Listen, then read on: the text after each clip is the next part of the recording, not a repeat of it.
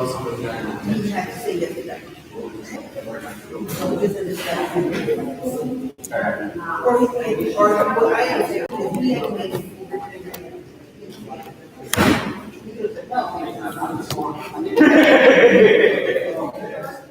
See, so that's your. So that's my microphone. He has to say yes or any other marriage, whatever marriage he is. So he would say no. He said court protocols are independent. Guys, got 1 more minutes for the discussion. Make sure you all come to a consensus. If at all possible.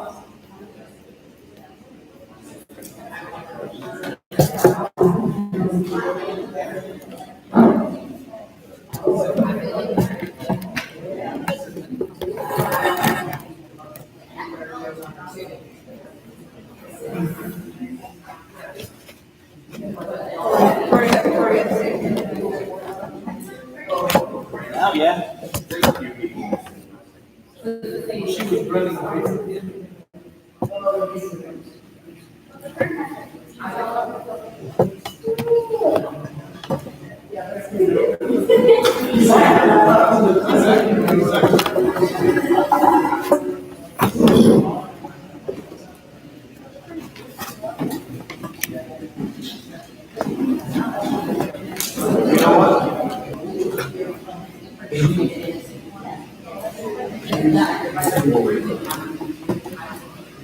But then that's the same question. If he knows.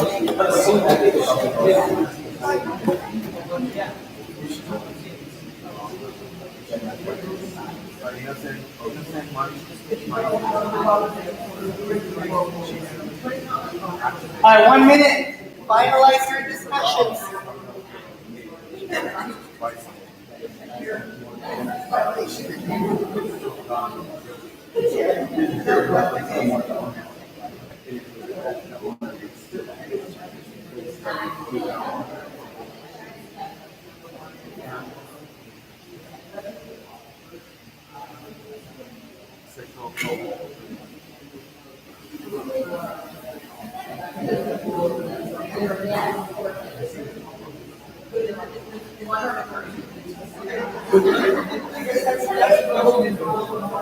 All right.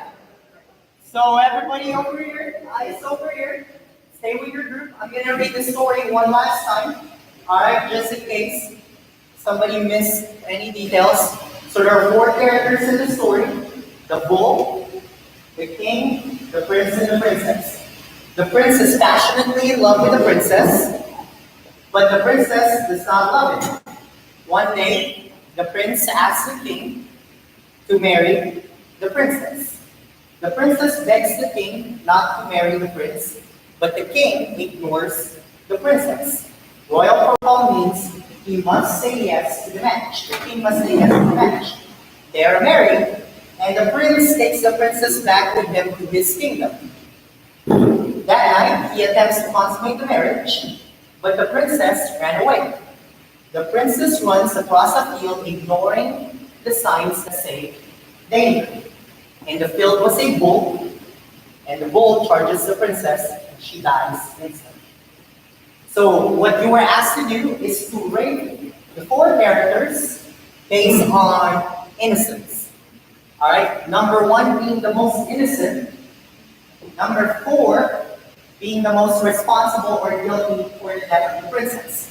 Hopefully you all came with a consensus, and if not, we're gonna have a little bit of problem during presentation, but that's okay. So, pick one person to present, and all I want you to do, listen up, all I want you to do is give everybody your ranking, and your reason why you think the person who is least innocent is the least innocent, and the person most responsible is most responsible.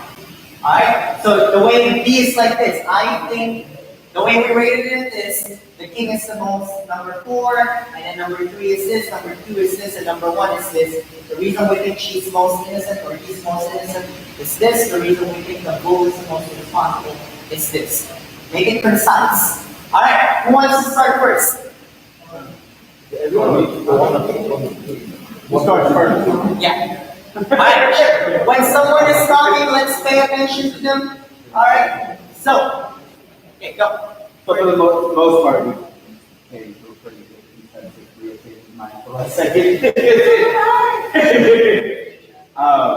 But for the most part, I think we had the bull as the most innocent because of just an animal that was in this forest, whatever it was.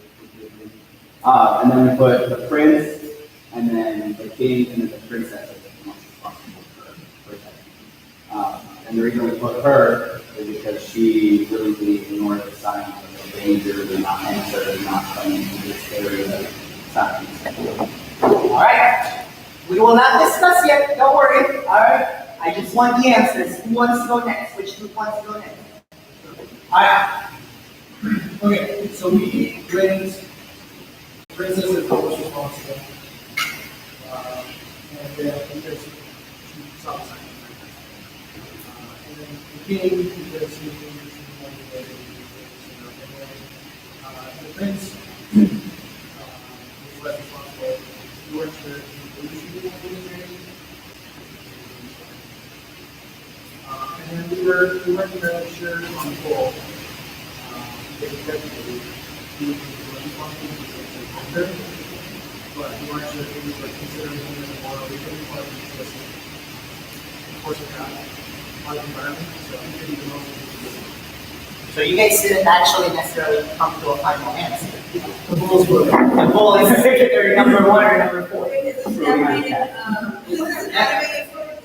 No questions? Alright, next one, next group. Who wants to go? Alright.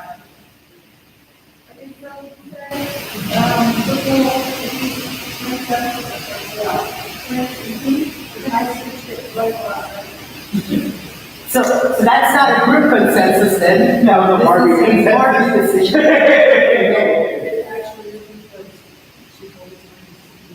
Alright, so let's get with the reason. Okay, so we don't know if the bull actually killed her.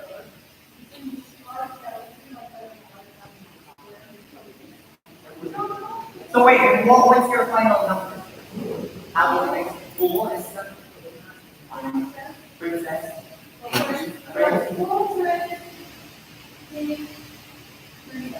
Princess. Okay, so princess.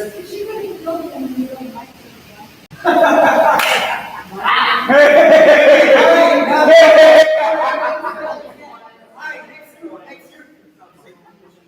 Hey, why? So we chose the bulls to be responsible for the lack of respect. It's one of the prince, for next is responsible.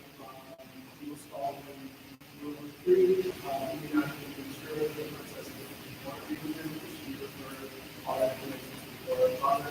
Next was the princess. We felt he was a few words, like warning signs. She had other options, but at the same token, fight or flight, seeking out necessarily being in a place of reason, which she ran away, and we felt that he was the most responsible, to break the life of his daughter, and possibly facing the life of his Cool. All right, get back to your seats. Get back to your seats. We will discuss this.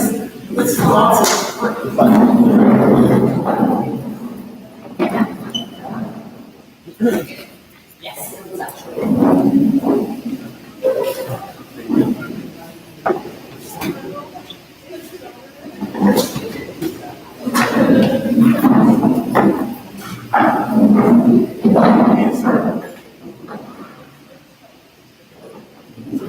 So it's actually quite funny that this group, with the exception of one group, almost all gave the exact same answers. That's pretty funny. But here's the reality of it. That is an actual psychological story that is meant to illustrate what we're going to learn today. What we're going to learn today is a concept of forgiveness, or as we call it at Higher Ground, we call it clean slate. Right? And in that story, all right, it's it's actually really impossible to come to a consensus. And here's the reason why. You were given insufficient information. The information was all correct, but what you were given was insufficient. So depending on who's telling the story, the level of innocence will change. Let me tell you how. I think everybody here understood, which is, like I said, it's kind of funny because it shows a reflection on what intrinsically, it doesn't necessarily mean that, but intrinsically what this organization believes. From the bull's point of view, obviously he was the most innocent. Why? Because he was just acting like a bull, which is what we say about kids, right? So we don't hold them responsible for the actual death. The funny thing is, from another person's perspective, the bull can be the most responsible and guilty. Why? Because he did the killing. And at the end of the day, motive doesn't matter. Because did the princess still die? It's caused by Yes. the bull. It caused by a bull. So now we have a different perspective. The other perspective that you could give is that the prince is actually the most innocent. Why the prince, you might be wondering. Some of you are like, no, wait. Well, number one, you were never told that the prince actually knew if the princess loved him or not. The princess told her dad, the king, not the prince, if she was in love with him or not. Secondly, you don't know if the princess was running away from the prince or was just running away. The story doesn't say that the prince was chasing her. In other words, the princess could have been this whole time pretending to be in love with him, and then when push comes to shove, said, I don't want to do this. She could have made the prince drunk. She could have done a lot of things to the prince, and then ran. You don't know those pieces of the story. To which then the prince could be the most innocent. He literally had no idea that this was even going to happen. But then there's a real case, so we can talk even mind that, you know. Not at that time. And you need to remember, here's the other part, royal protocol. Which then the king, from the king's perspective, could also be the most innocent. Because to the king, we don't know what royal protocol means. What if that means that if they don't get married, war will strike? Or will do that? So now, here's how the princess could also be the most innocent, depending, again, okay, depending on how you look at the story or whose perspective. The princess may very well be understanding the protocol. And that is why she was willing to actually go through with it. But at the very night, push comes to shove, she realized, oh my God, this is not what I want. And so she ran away. She may not have seen the sign that says, she may have just been running away, or we could make it more sinister. What if the prince actually knew, and the prince was actually trying to rape her, and she was running away for her life? Again, there is too much in the information given to you that you really cannot say how innocent or how guilty a person is. So why did we illustrate this? Because the first thing that I want everybody to understand here, when it comes to the clean slate concept that you always hear at higher ground, and I want everybody to understand, everything that we're going to learn from this point forward only needs to apply at work. Alright? If you believe in the concepts we're teaching you, be applied outside of work, and I have to give this disclaimer, because you guys need to remember that we are modeling behaviors to kids. So there are values. Remember, behaviors are always rooted in two things, according to higher ground: values and skill. So right now we have to understand the values so that we know what behavior to model to the kids. And one of the values that we always model to the kids is this concept of clean slate, which really, in psychological terms, is this constant forgiveness. right? Now, the reason we started with that story is because I want everybody here to understand that from any given perspective, everyone thinks they're innocent. It is totally possible for everyone to think they are innocent. Even if to the other people looking at the outside, it looks obvious that they are guilty.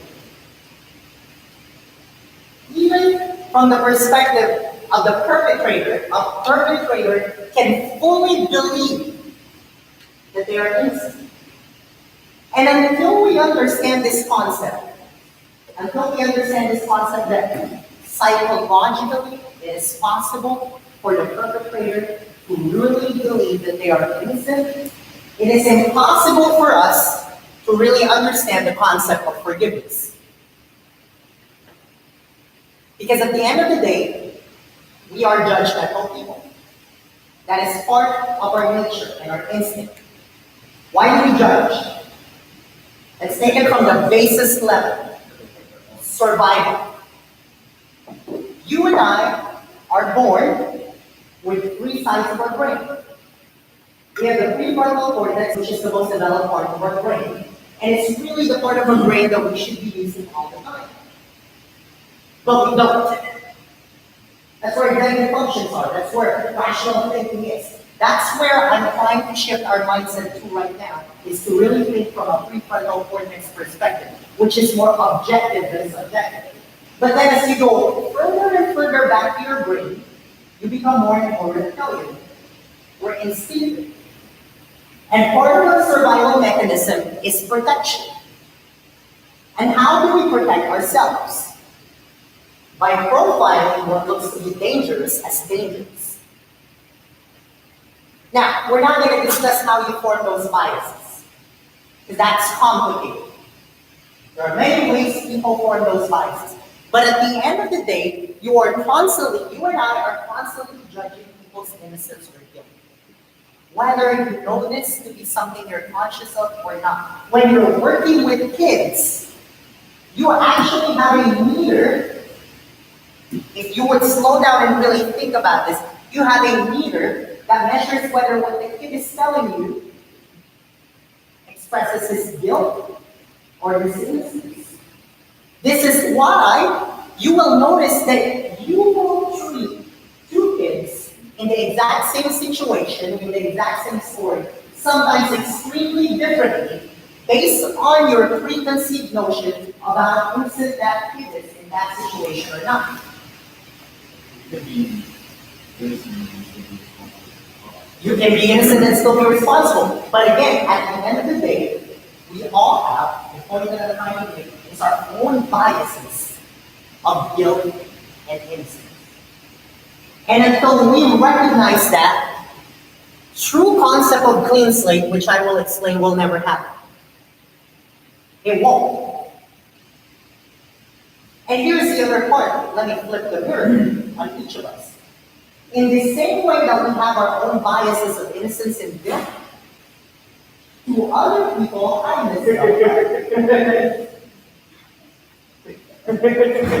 other people, you are also being judged by the exact same measure of innocence or guilt.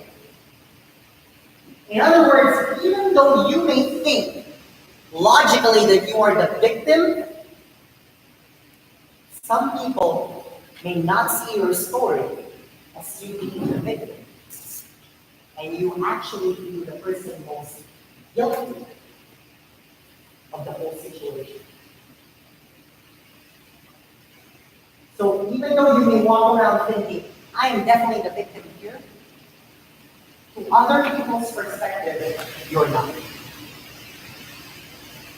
And this is important to understand, because once we understand this dynamic, then we are more likely to really practice clean slate.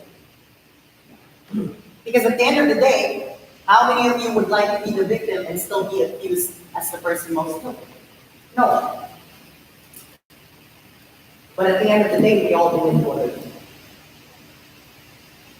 So it's important to understand that, again, we have a measure of bias and lack of perspective. Everyone does. In this story, even if you were to hear all sides of the coin, you will still not always agree on who is most innocent and who is most guilty. And it will still be riddled with your bias. So even if you get the proper perspective, your biases will still come in. Some of you will always think the princess is the most innocent.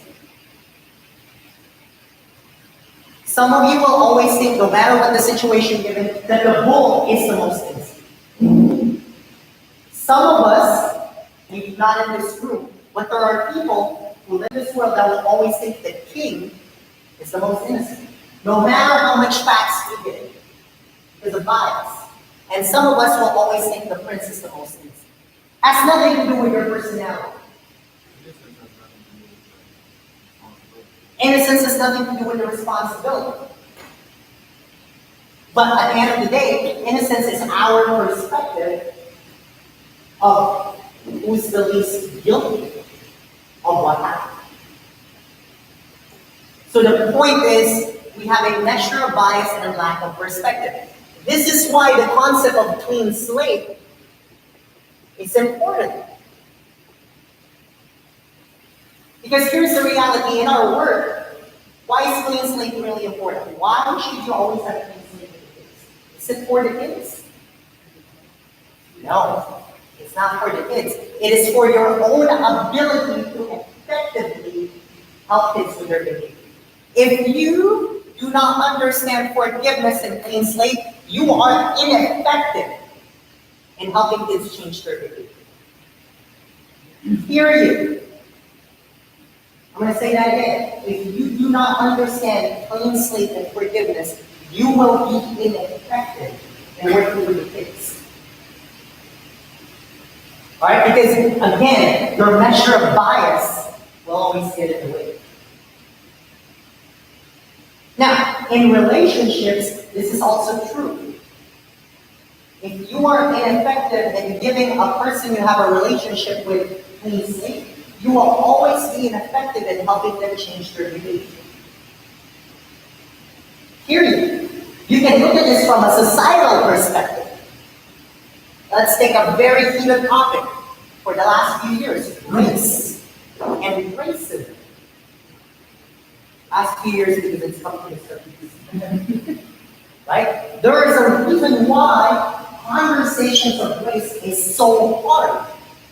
Because it doesn't just depend on the perpetrator. Don't worry, we are going to look at the perpetrator. Right now, I am just looking at the victim.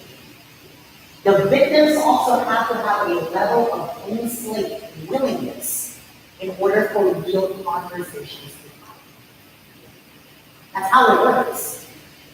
If you aren't willing to have a clean slate mentality, real conversation towards change will not happen. Because in reality, if we were to define forgiveness, so let me ask you all this, how do you define forgiveness? What is forgiveness for you? Before we define it according to higher level. What is forgiveness? Because this is a word that is thrown around in psychological circles, in spiritual circles, in almost every circle. People talk about forgiveness all the time. But what does forgiveness actually mean? Come on, word it out. Don't be shy. Not carrying it into the Not carrying what? Let's be specific. whatever the harm was. Not carrying the harm for the rest of the day. Okay, what else?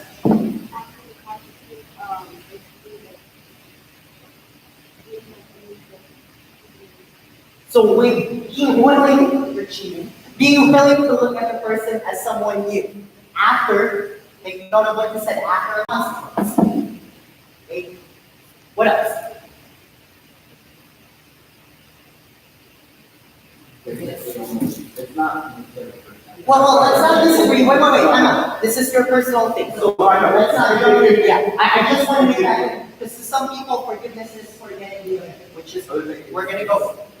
It's not forgetting what happened, but it's moving past what happened. Whether, So moving past what happened. yeah, it's not necessarily forgetting like, what happened, but it's being able to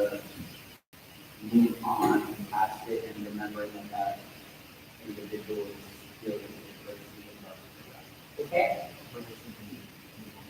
Permission to move on. Anybody else?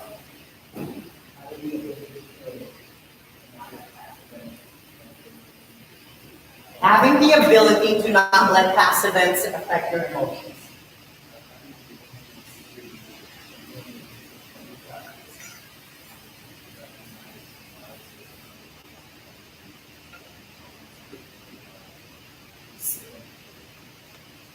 So that's actually digging a little bit further. So having the ability to recognize your bias based on that person's past behavior and compensating for your biases for them to have a fear too.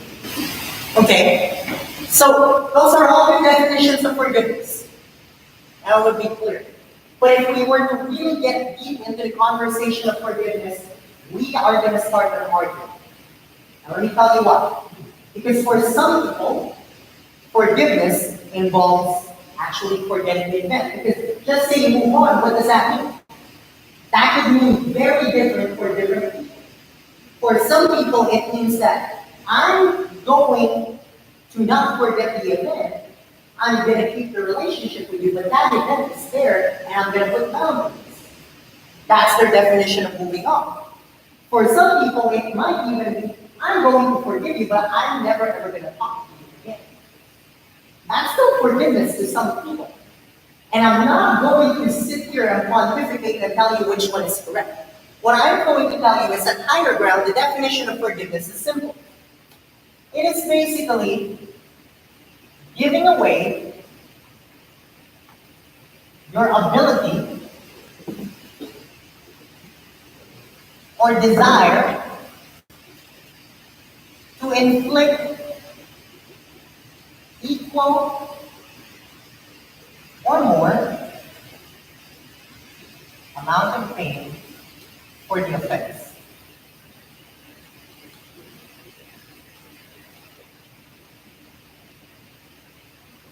In other words, you forgive someone by saying, I'm not going to hurt you the way you hurt me. I'm letting go of my desire or ability to hurt you or seek for you to be hurt based on what you did, based on what you did, based on the offense. That's the way we are going to define it at higher level. Why is this important? Because here's our instinct. Kids hurt us.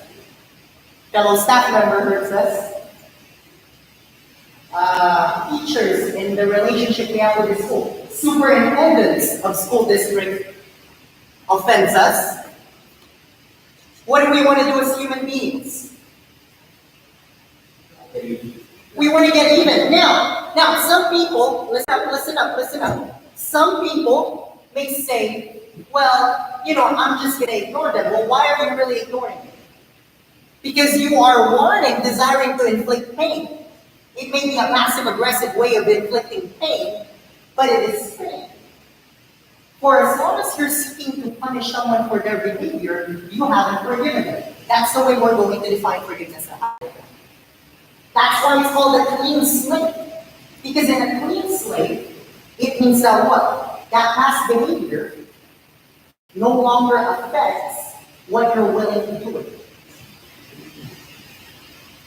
Now, we have to remember something though, okay? There is a behavior change that we're looking at.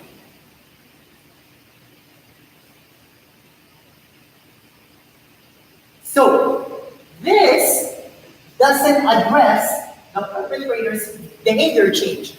Forgiveness only addresses the victim's attitude and perspective.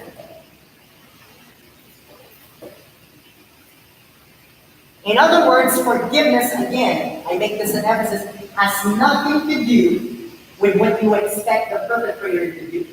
It has everything to do with what you expect yourself to be willing to do.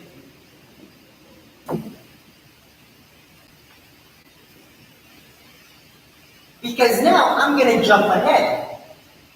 The problem here at Higher Ground You don't need to believe this outside of higher ground. The problem with forgetting the offense, the problem with defining forgiveness as forgetting the offense, is you cause injustice. So if you're going to forgive a person and say that your definition of forgiveness is simply forgetting the offense as if it didn't exist, and not addressing behavior change, you are propagating injustice. What do I mean by that? If Carlos is constantly hitting Sabrina, and I tell Sabrina, hey, you gotta forgive him, and pretend like that doesn't happen, I am now propagating, and Sabrina is now propagating injustice towards herself. And I, as a staff member, is now propagating injustice towards Sabrina. So that is why forgiveness, clean slate, has nothing to do with behavior change. With a perpetrator. Clean slate has to do with each of our mindset on how we're going to treat kids, staff, and anybody who offends us in our world. And again, the idea of forgiveness for higher ground is we will not desire or use our abilities. We won't use our power. We won't use our relationship. Because let's be real. Sometimes we use our relationship to punish someone who has offended us. Right? Let's not just think about kids, let's think about our life. We use our relationship as a way to punish them.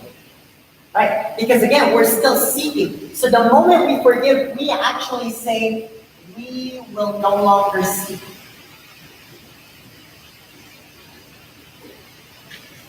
Aim for it. Seek pain for it. We won't desire pain for it. Because the offense causes pain.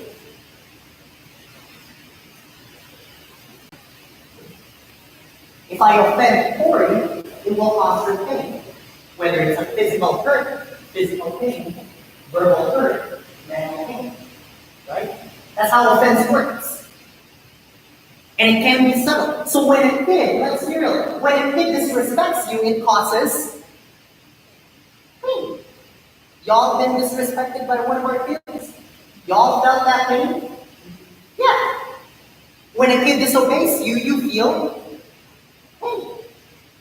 When a kid, after everything you've done for them, decides to do something that is utterly disrespectful, flips you off or cusses at you, you feel pain. Now, you may mask it and say, oh, that doesn't bother me, but that's part of the pain. You created a wall that allows you not to feel the pain. But at the end of the day, every offense creates some sort of pain. And what you do, when you do not create a clean slate, this is what you do. You take it upon yourself, the victim then takes it upon himself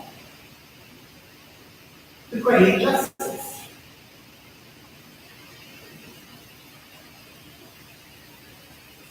When you don't take clean slate, you take it upon yourself to create justice.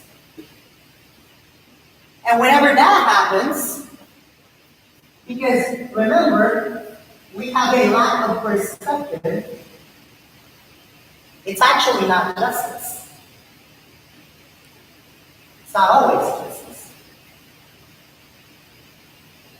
And what happens when the justice doesn't work? Y'all remember the cycles that we talk about in love languages? The victims then begin to form, and we're all victims, and we're all perpetrators.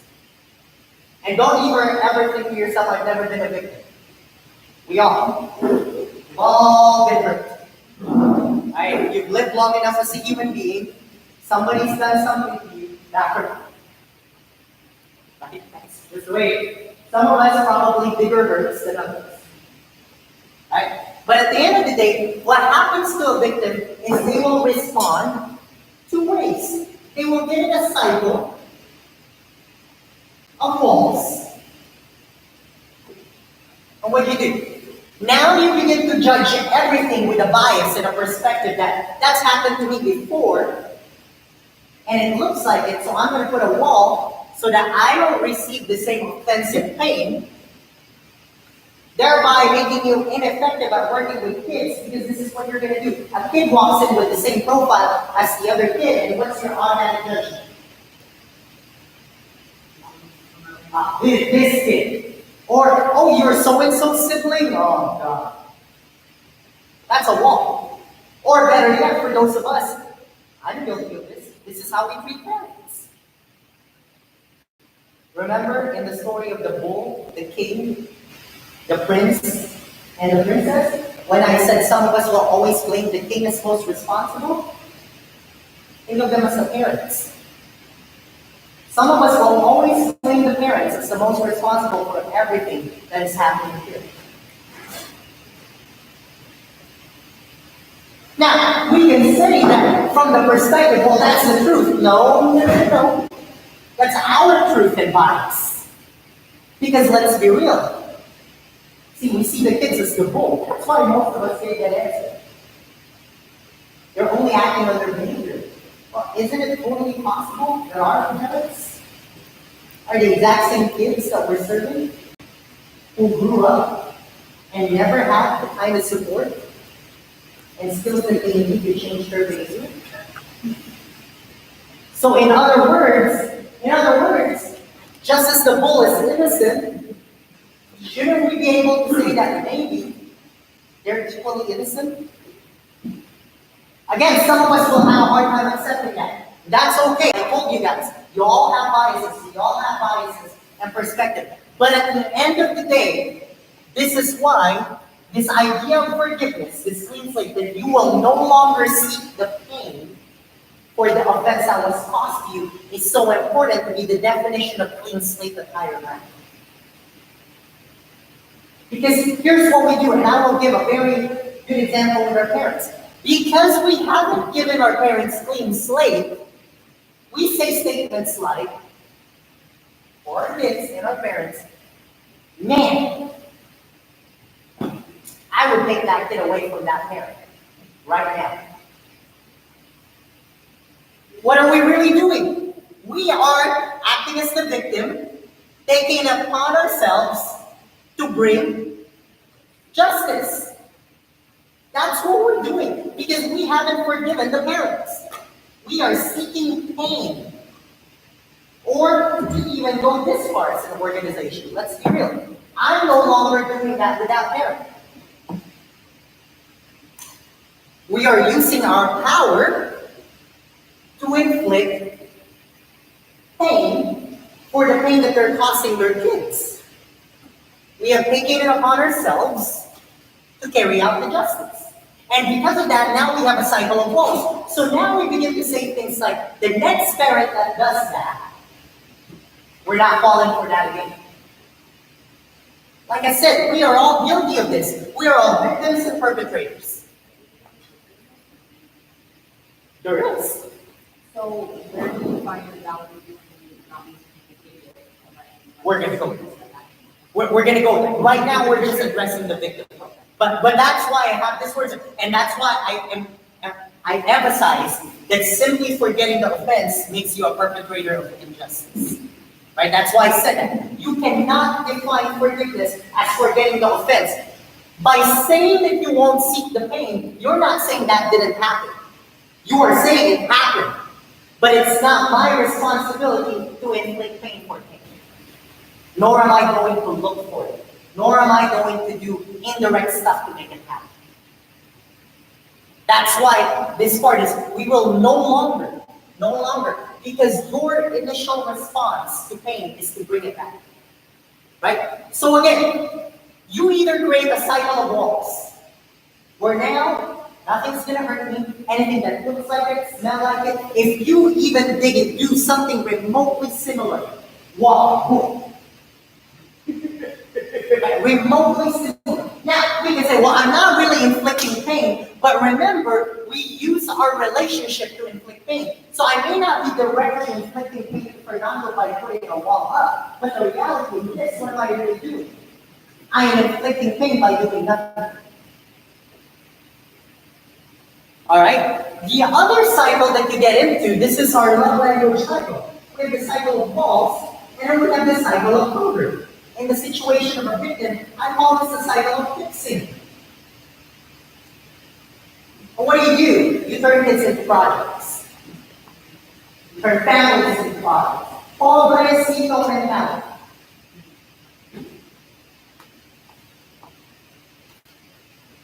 Oh, pobrecito. However you spell C.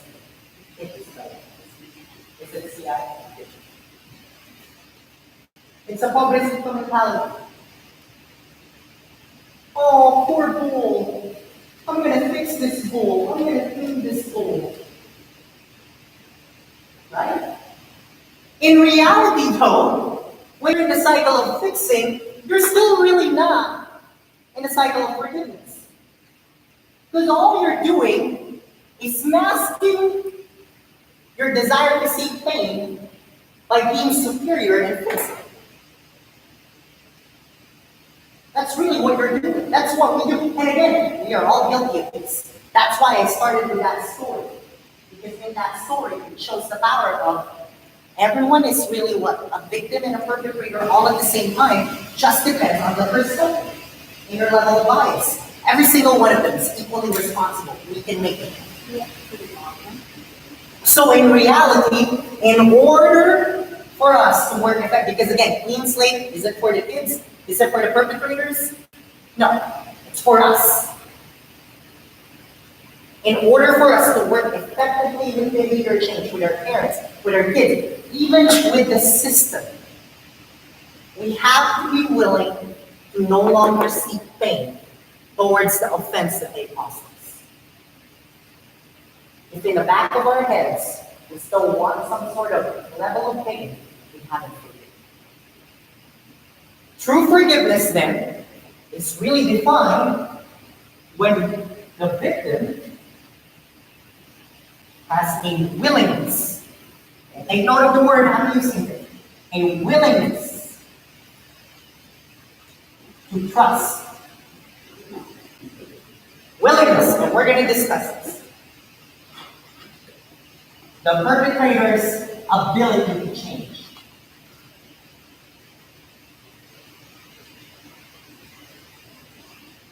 You know you have forgiven a student and you have a clean slate with a student when you are willing to trust that student that they have the ability to actually change.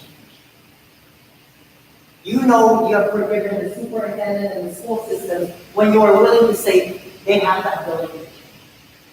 And you actually trust that they're doing it. And until you can really say that, you don't have a clean slate. And that affects the way you work with other children, with other parents, with other staff members. Your ability to forgive will always affect how effective you are in relationship with them. Because here's the last part we do when we don't forgive on this definition.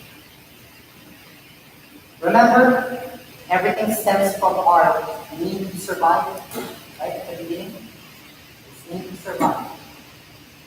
What happens to human beings who are always on survival? What happens? What happens when you're in survival? Yeah, but when you don't forgive, you get into survival. But what happens to your decision making, according to science? You limit it. It's selfish. It's all inconsistent. Clean slate. Without it, your decisions are inconsistent. This is why some of us are okay with A, B, and C behaving a certain way, but not B behaving that way. You guys notice that? If we're being honest, there are people that we are perfectly okay acting like a certain way, and we will make excuses for them, but there are specific people that we just won't. Oh, that's unforgivable. And oftentimes, the real comparison is we're okay with us acting that way. But other people doing it that way so much. Because again, if you don't have clean slate as a human being, your ability to work with kids will always be based on bias and lack of perspective, which will always be inconsistent. Because people who make decisions in survival mode only see the moment and their emotions. So in other words, if I'm looking here, that's all I'm seeing. If I'm looking here, that's all I'm seeing. Because when I make decisions here, that's what I do. But if I'm able to make decisions from the prefrontal cortex, I can see as much as possible. And if I'm aware that I can't see everything possible, I am more likely to make better decisions. So now, like I said, and to Lisa's point, we're only addressing the victim. We haven't addressed the perpetrator. There is the concept of restoration. So what does restoration mean? What does it mean to restore a relationship? Have y'all ever restored a relationship? Have y'all had a relationship where it was completely broken and in tatters, and you were angry and upset, and you were able to restore that? Tell me what that looks like. What is restoration of a relationship? Yes, sir. I think for this one, it's more based on the actions of the perpetrator and whether the victim is willing to actually accept the steps that the perpetrator might be taking to fix or face or deal with whatever they could get willingness to take. So that means they really forgive it. Okay. But what does restoration of a relationship look like? What does that mean? Let's look at it from an individual perspective, and then let's look at it from a societal perspective. Maybe it's easier to go societal perspective. What does it mean to do racial reconciliation and restoration work? I'm gonna just go right there. What does that look like? Racial reconciliation and restoration. That's a thing. People are doing it. There are organizations working towards racial reconciliation and restoration. What does that mean?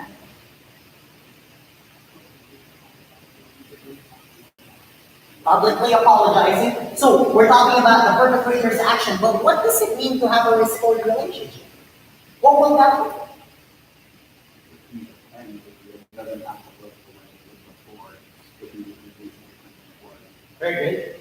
We may not know, but we have some measures. Let's do it. Come on, let's discuss something that is a little bit taboo to discuss. But that's the only way. You all know you're at higher ground. For those of you who don't know, we never avoid hard conversations. I love hard conversations. This is the only way we often live with. What will racial reconciliation and restoration be? If we believe and getting right, names or words or whatever you want to use for the future and the proper way. So communication. Is that a good summary way to say? There's a communication between the races that actually involves real rebuilding. What else? Sincerely.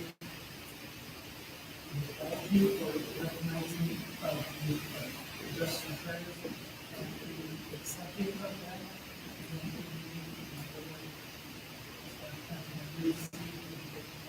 You can teach the lesson.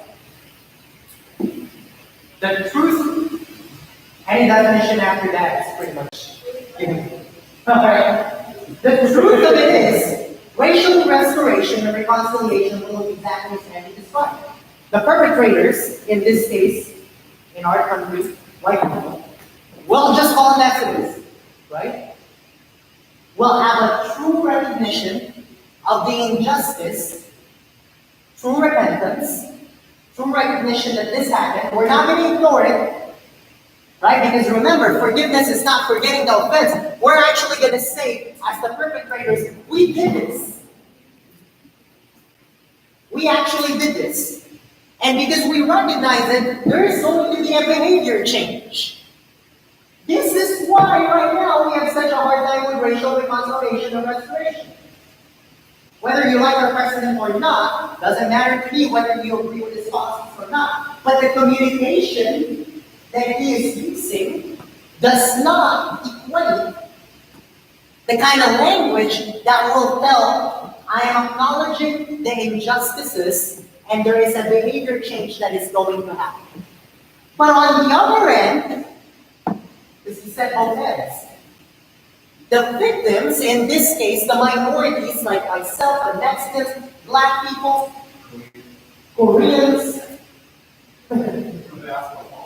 yeah, is that we have to be willing to trust that it's actually happening.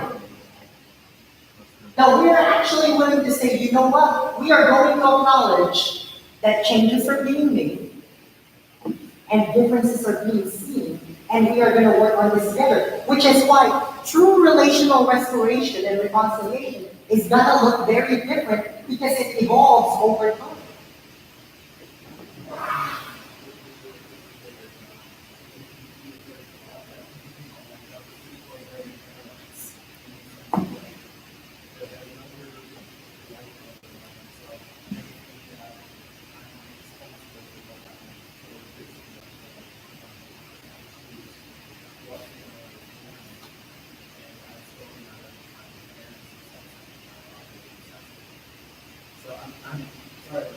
No, I understand what you're saying.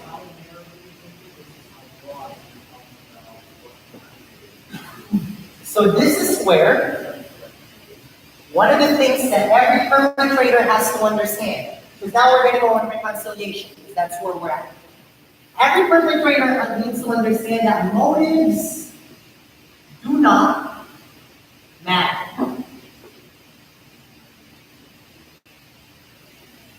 To Michael's question, how am I going to take responsibility? How do I know how narrow it is? Because you will know based on the victim and their response. Because in order for true restoration, I think that the definition of higher ground, really true restoration of a relationship means restoration of trust. And this is full. No half-seats, no holding back. That means vulnerability is restored. Because working relationships are vulnerable.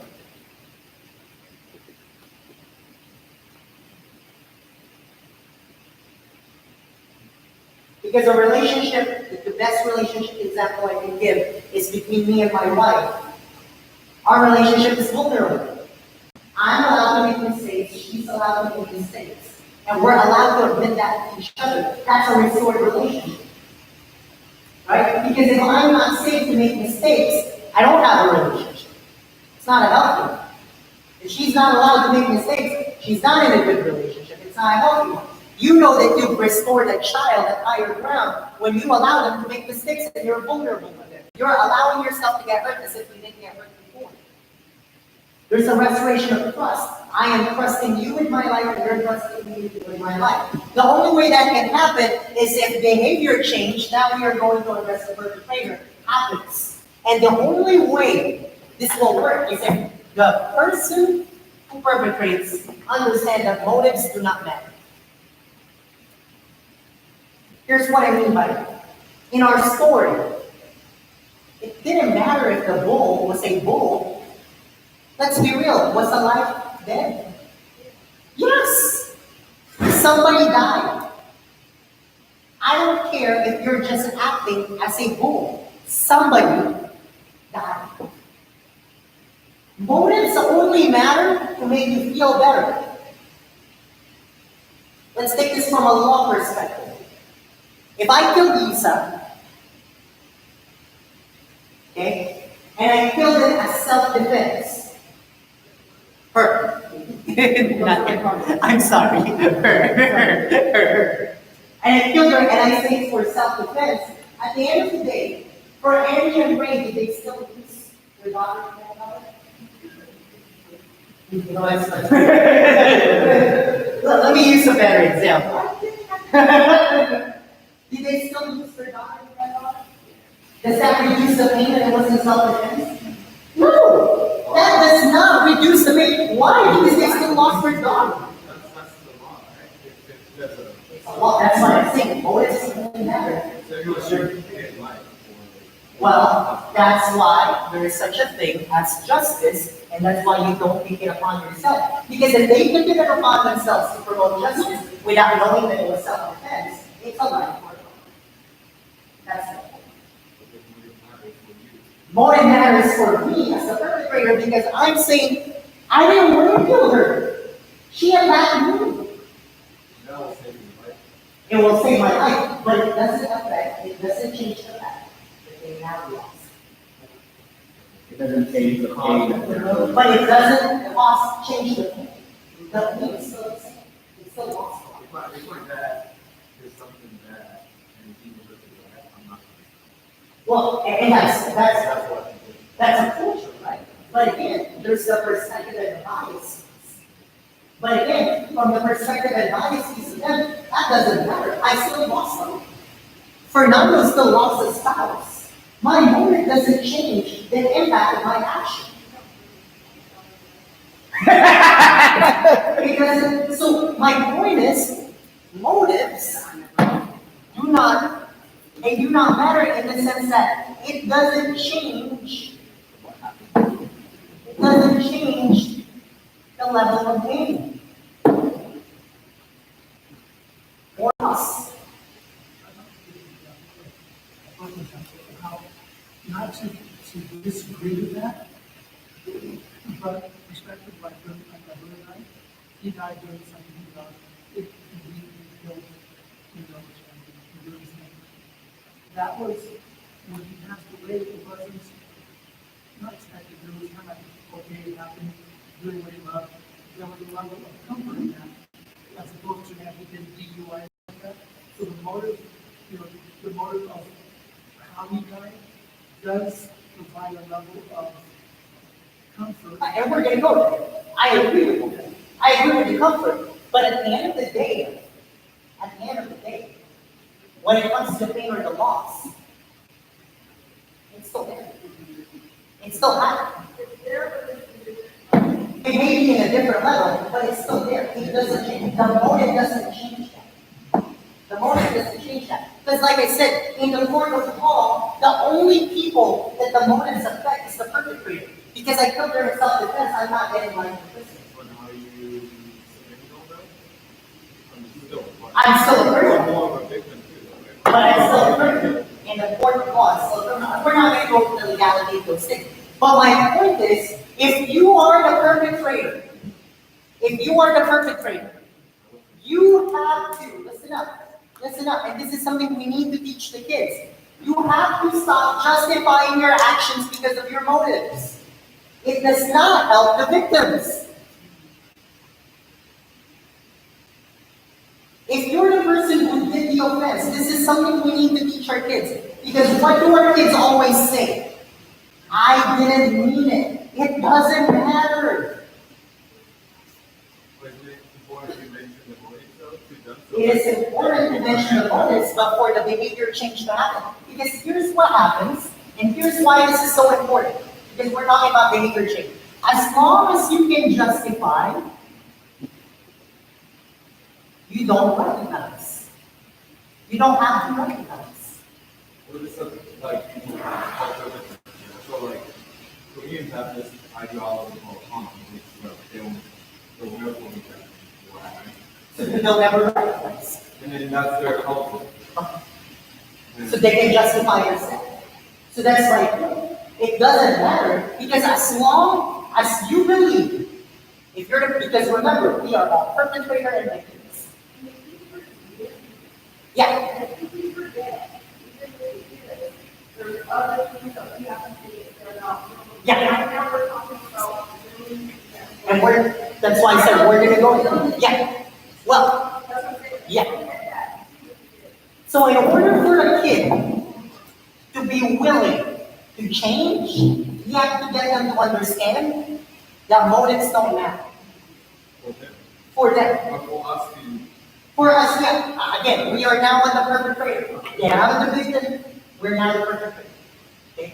So now we're talking about the kid. You're right. But like I said, these are two opposite paths. This is dealing with the victim, this is dealing with the perpetrator. So as a perpetrator, you have to be willing to understand that your motive don't matter. Because for as long as you think your motive matters, you're always going to justify it. It'd be like a drug dealer saying, like, I'm trying to survive, I'm trying to live, I'm trying to make money. Doesn't mean that it's the right thing. Yeah, and until that drug dealer says that's wrong, period, that drug dealer will never recognize their need to change. Because for reconciliation, there is a requirement in reconciliation. The requirement for it to be restored is this, guys. Okay, so this is the arrow here, and this is the arrow here. The perpetrator must be willing to change behavior.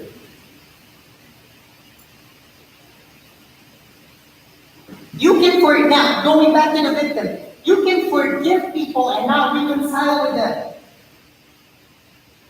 Because if a person is not willing to change behavior, and you, again, going back to that, you are promoting injustice.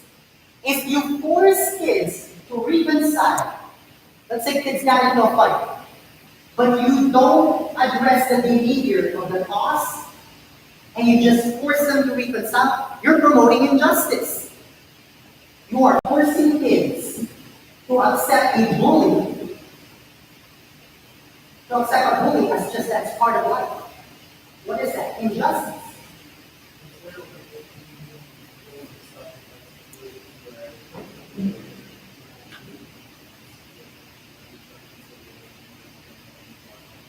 Yeah, and when we're gonna go. Right? So, hold the pin on that thought, because we're gonna address that down the road. Alright, I just don't want to jump in.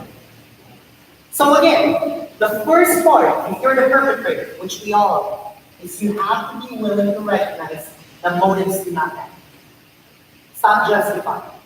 We have to teach this to kids. Stop justifying. Oh, I didn't mean it. It was an accident. I understand it's an accident. But you hurt so. Right? The outcome, exactly. The outcome is the same. In our situation that again, he's just dead. Doesn't matter, there was self-defense. She's dead. If she had a kid, that kid no longer has a mom. Fiance, no longer have fiance. No longer have one daughter, no longer have one granddaughter. It only matters for everybody else. If the Japanese get killed in Korea, the motive is not necessary. Yeah. But if Japanese get killed by Korean, Yeah. Because they don't have the bias. Exactly.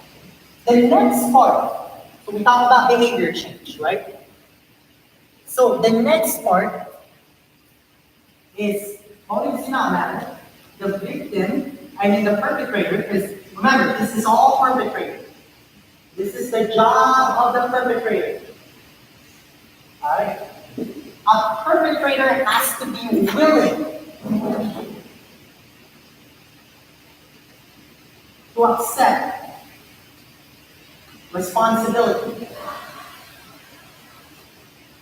Now, ignore the way I worded it. I didn't say full responsibility. I just said responsibility. Because sometimes in situations, you're not fully responsible for what happened. But you have to be willing, regardless of what it is, to accept some responsibility. In my reflection, for example, in an issue of race, where you are the next generation, you cannot take full responsibility for what happened, because that wouldn't be fair, that wouldn't be justice, but you have to be willing to take responsibility for the fact that it happened, and that you still have a part in ownership. That is why the younger generation are having issues. Younger generation minorities are having issues with younger generation white people who are saying, that wasn't our generation. And what's the younger generation minority saying? It doesn't matter. We're still living in this world of fear. What do you mean it wasn't? Are you kidding me? Whereas if the younger white generation would say, you know what? That was our parents' fault. And we're probably still propagating some So let us work together on how we can change and undo what our parents did. Guess what? The conversation will be so different because they are willing to accept some sort of responsibility. Oftentimes when we're the perpetrators, we are not good at saying sorry, period. Majority of us say sorry, but here's your fault. But this is what caused it. This is what caused it. This is why we were. Right? Yeah, we say sorry, but it's really your fault. Again, don't worry, you're not the only one who feels bad. We all do this. We're human beings. That's why I said we're all victims and perpetrators. We all do this. I'll give you an example. I do it with my wife. I'm sorry, but if you didn't have an outburst, I would have never responded that way. As the perpetrator, it doesn't matter if we have equal fault. I have to accept my responsibility. Well, for me it does, I'm not sure. But that's my point. Until you are willing to accept responsibility, you're not really doing behavior change. It goes back to until you're willing to justify, you're not doing behavior change. Until you're not willing to accept responsibility, you're not doing behavior change. This is important. We teach this to our kids. You have to accept your responsibility. Well, he just grabbed my hand and put it there. You have those kids. You have to accept responsibility. That you still touch that girl's butt. Even though he grabbed your hand, because you could have said no, you could have stopped it, or you could have said, I am so sorry that happened. But instead you laughed. Guess what? You have a responsibility in that. You may not be the main person responsible for it. It's not whole responsibility, but you have to accept your role in what happened. That's the point. That's why I didn't put full responsibility, but you have to be willing to accept responsibility. Here's the other part. If you're really serious about reconciliation, right? So forgiveness is all for the victim. If you're serious about forgiveness, you have to give away your right to hurt and desire, not just right, but your desire to hurt. Right? That's the goal. If you are the perpetrator and you're serious about reconciling, you have to be willing to change behavior. And the way you know you're willing to change behavior is you're also willing to accept consequences. Now you might say, fine now, but I thought forgiveness means I'm not going to inflict pain. Yes, but that doesn't mean there aren't natural consequences. If I told Ray and them, well, it was in self-defense that I killed her, I should be scot-free. There should be nothing done to me. Do you think they're going to forgive me? Do you think it'll be easy for them to forgive me if I'm that kind of perpetrator? Ray, probably, yeah. But I mean, normal human beings. Normal human beings. If I killed your daughter, and I said, but it was in self-defense, there should be no, I shouldn't have any consequences. Can I come over for, can I do X, Y, Z still? Can I still babysit your kids? Right? It sounds hilarious. But the truth of it is, until you as a perpetrator is willing to accept consequences, you are not doing behavior change.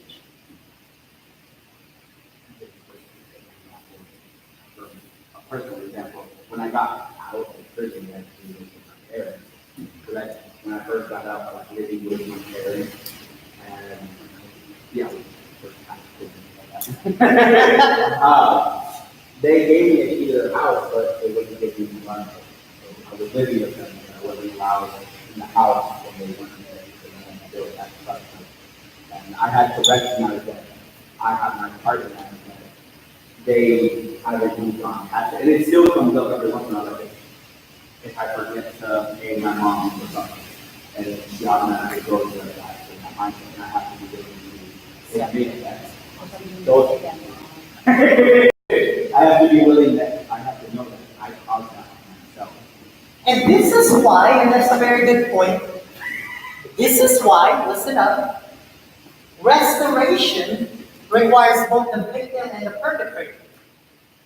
Because if the perpetrator is willing to do behavior change to a victim who hasn't done a clean slate,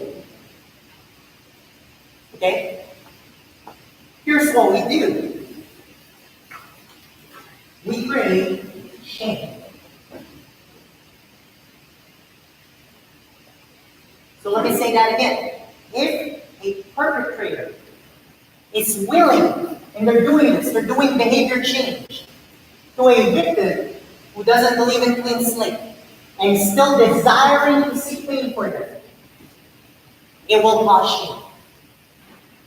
And when shame equals plus behavior change,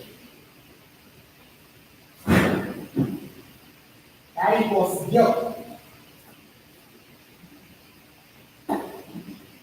And anytime there's guilt added to the equation, it creates a cycle in which behavior change becomes hopeless.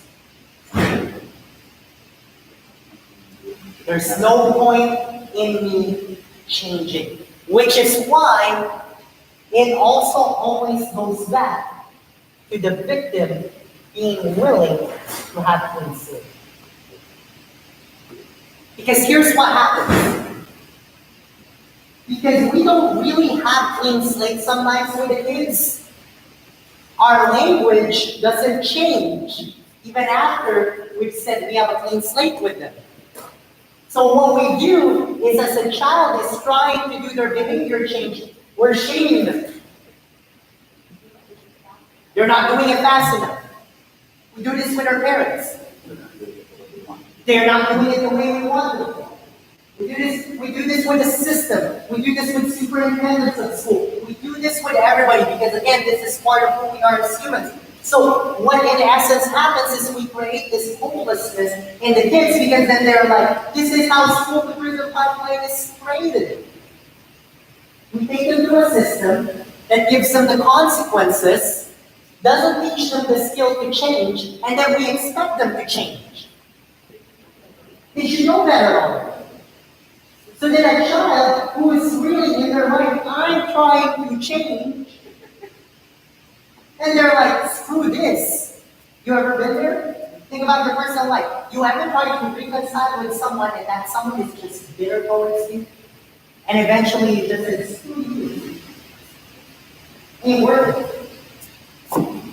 That's part of that. That's why restoration can only happen when both victim, or when we can just say, when everyone forgets their role of victim and perpetrator, when everyone does their part.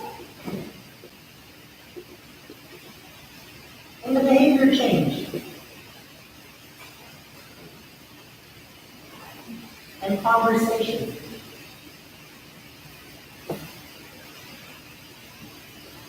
Restoration will never happen if only one side of the equation is working. Because,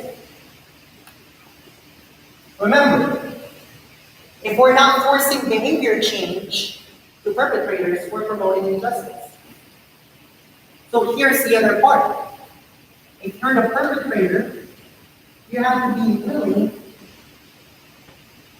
to build accountability.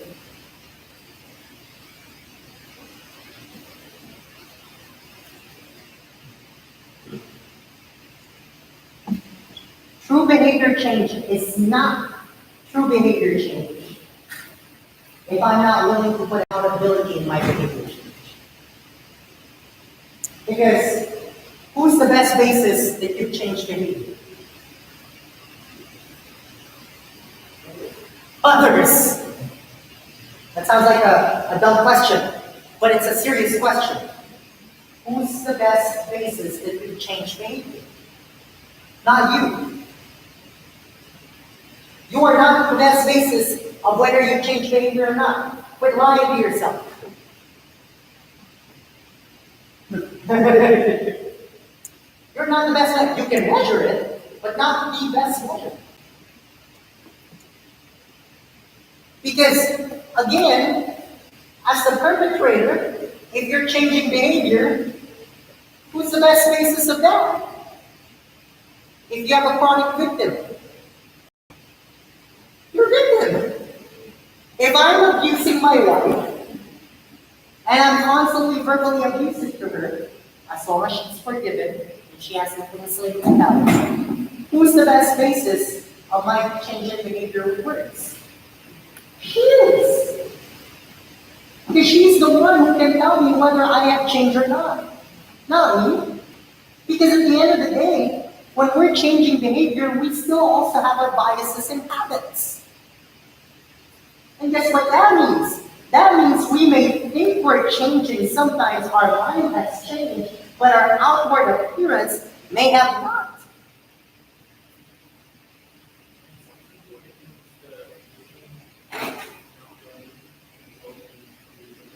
They haven't forgiven.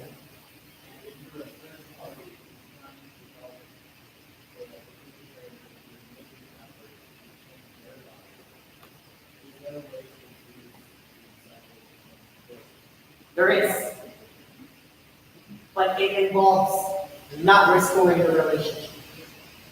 The only way you can reduce the cycle of shame for a perpetrator against a victim who is unwilling to forgive is to tell the perpetrator and help the perpetrator realize that restoration is no longer on his shoulders. And that until the victim has the willingness to accept their behavior change, if they're really doing all of this based on a third party, that they have to stop their effort on restoring the relationship until the victim is ready. Because otherwise, the perpetrator will always feel shame. Always. Because they will go back, because then now, here's what happens. And I'm glad you asked that question. The roles switch. Remember, we are all victims and perpetrators. Because in that situation, now the victim is becoming the perpetrator. Because now they are causing offense, pain, using either their power or their relationship. But they're justifying their motives because they did it first. And now the roles change. And this is why, from a societal perspective, we can't resolve some of the big offensive issues. For example, the church and the LGBT community. There's a reason why that's not getting resolved. Because neither parties, for the most part, individuals are different. I'm a believer and I'm more than willing. Right? But for the most part, neither parties are willing to really engage in this kind of conversation. Now, you can say there might be irreconcilable differences. Doesn't matter what your opinion of that is. But my point is, there are reasons why certain issues we have are not getting restored to relationship. It's because neither parties are willing. And until both parties are willing, the relationship stays broken.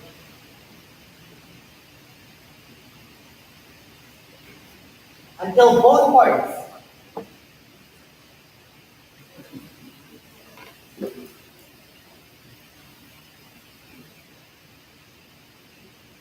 can't work it out by yourself. It is a negotiation, it is a conversation. It is a work between the perpetrator and the victim. That's why it's called restorative practices. That's why we call this restorative practice, because restorative practice is not just for the victim, because sometimes we live in a world where we're over victim protected. Okay? There's an article that was shared with me about MMA fighters, in which this one MMA fighter kept trash talking the other person pre-fight. Knocked him out. The person got knocked out, the person who was trash talking got knocked out. And then during the post-fight interview, he whips it right back. And here's the hypocrisy of our culture and society. Everybody freaked out that he spoke the same way towards the other person. Why? Because in their minds, the other person is now the victim. When in reality, the other person was the perpetrator, and the perpetrator did not do his fault whatsoever. So we cannot be victim focused. We cannot be so protective of victims that we only blame the perpetrators all the time. No, it doesn't work that way. We also can't be so perpetrator focused. Because like I said, then we promote injustice. Because we also now live in a time where sometimes we just want complete clean slate. Even of consequences for the people doing the offense. Oh, he doesn't know what he's doing. So, go on and do the bull. Make sure he's in an area where he cannot get out. Make sure people can get in. I mean, that's the truth. We have to be willing to also recognize that there has to be a willingness to change behavior. Otherwise, again, you promote injustice. You cannot just justify the perpetrator and constantly give excuses for the perpetrator, because when you do, you're not promoting behavior change. This is why some of your friends are still the way they are. I'm going to go outside of higher ground and just point that out. Because you perpetrate injustice. You allow them to keep doing the behaviors they're doing. And that is part of the consequence. But sometimes we're so scared to get consequence. This is part of parenting 101. I've raised 2 kids. My wife and I have raised a blended family child and a regular child. Yeah, right. Not so right. And part of our job as parents, because they used to give us hassle all the time, because they used to tell me, you won't do that to your real child. Because they used to say, the only reason I didn't do the things I did with Timmy is it's not my real child. I'm like, no. I love both my children equally. So I am never going to accept certain behaviors. Because as long as I accept certain behaviors my children do, I'm promoting injustice for them and setting them up for failure. Because if my kid is disrespectful to me, and I allow that to happen because of a skewed idea of forgiveness, and they go to work and they're disrespectful to their boss and they get fired, guess who's responsible for that? We both are. We have equal responsibility to that, because I played a part in that. I promoted injustice to him, and now he is an adult incapable of doing certain skills that I should have taught. Which is why both roles have to play out. Before we move on, we're going to take a break. This is a heavy discussion. Questions? Questions? Comments? Don't worry, we're going to go into a reflection. We have another activity. We have a bit more to discuss. And like I said, please understand something. This is in the context that you are 8 hours at higher ground. I have to say this all the time. You don't need to apply this principle anywhere else outside of here. Should you choose to apply these principles outside of here, that is on you. All right? If it doesn't work, that is on you. Don't come back to me and tell me, I tried it with my spouse, or I tried it with my children, and it didn't work. I'm sorry. This is just here at higher ground. Now, but you have to apply it to higher ground. We're going to have an actual conversation on how to apply it here, because there are real actions to this to apply it here. But I do want to make that disclaimer. This is only for here. All right? This is part of our methods. All right. Questions? Comments?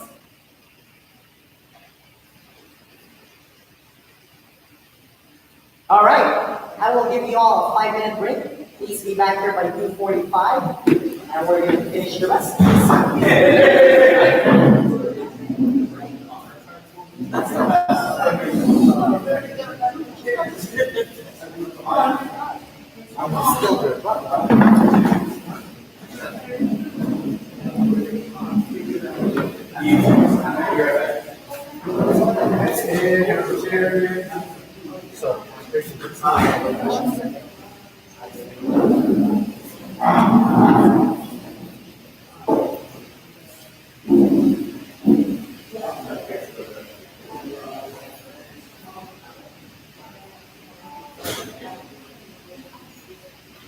Are you going to put this in? Yeah, I'm making it work.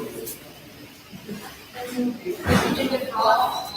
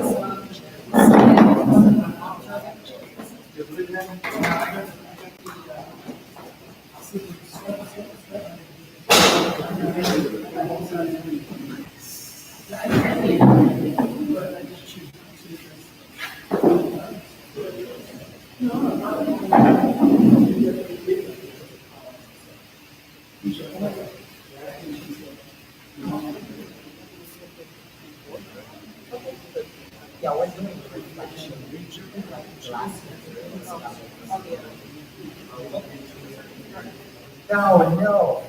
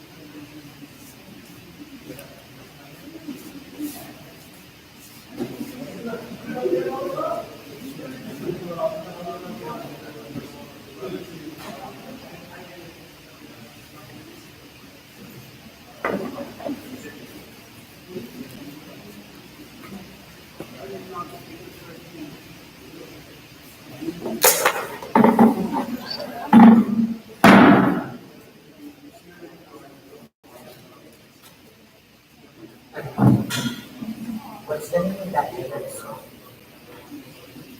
That has the father and the son.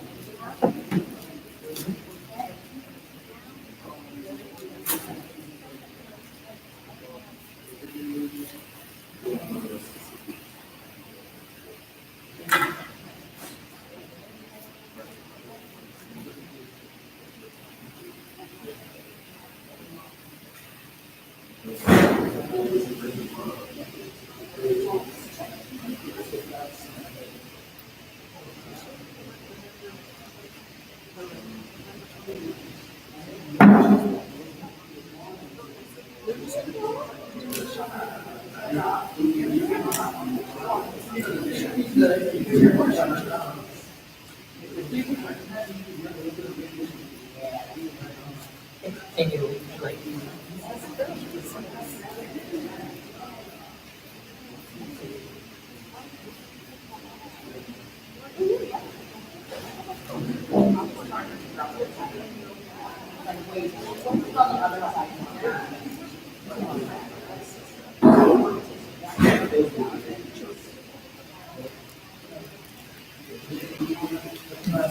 Can we bring everyone back? I'm gonna schedule it in the morning though, so you can take them in the morning.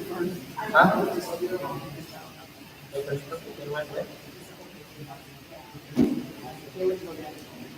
Really fast.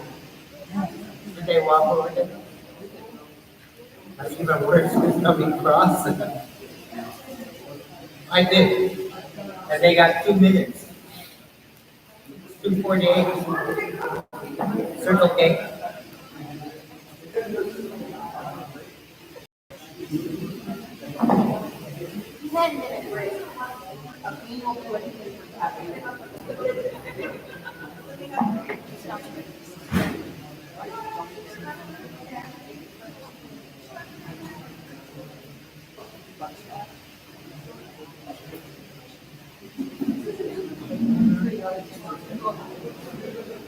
Oh, you know, finally he had it on his shirt and I just didn't hand like that. Died.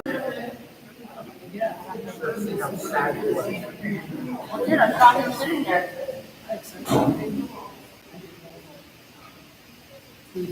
Show the light of sun. That light had a heavenly.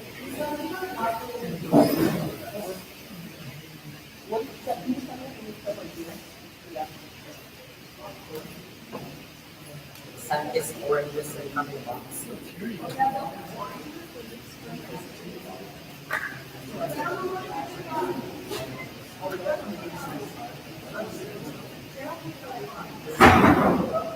It's just a regular grill, it's from up. Sounds good. When did you go out now? I mean, costume, Oh, I was like, I can't get rid of that. costume. Your charity guy, everything? Your charity guy, everything? I took it out, and I was like, oh my gosh. Yeah. I just need it in my mouth, yeah.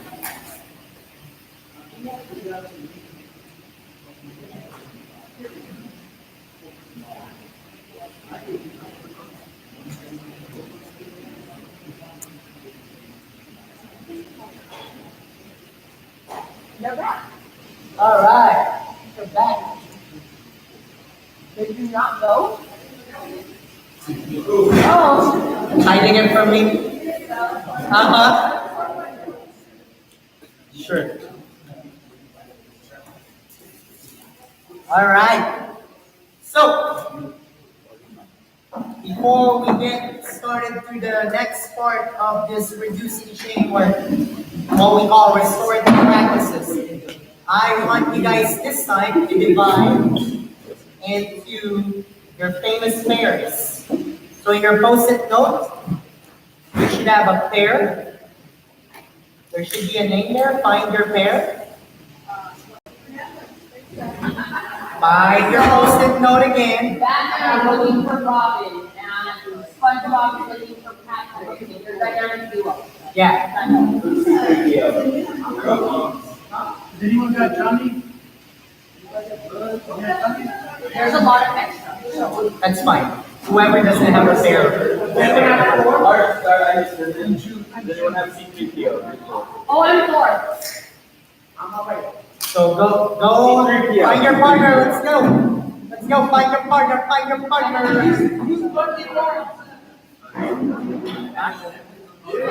No, there's not yet. So some people will be partners, but I need to make sure that everyone who has a partner up. Anybody just- If you don't know where I want to keep. Does somebody have Robin? Does anyone Robin?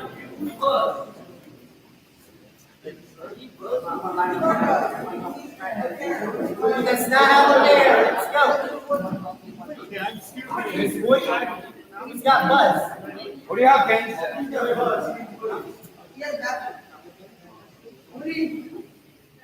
Okay, stand up if you don't have a bear. Alright, so pair amongst yourselves. Let's go.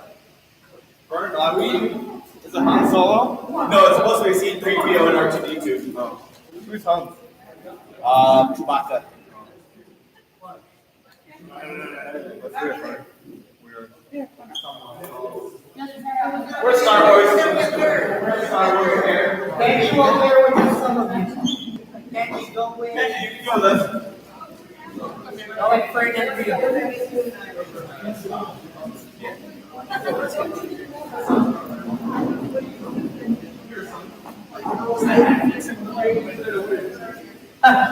There's no contests yet. That's for day 2, day 3. Right now, it's all serious discussion.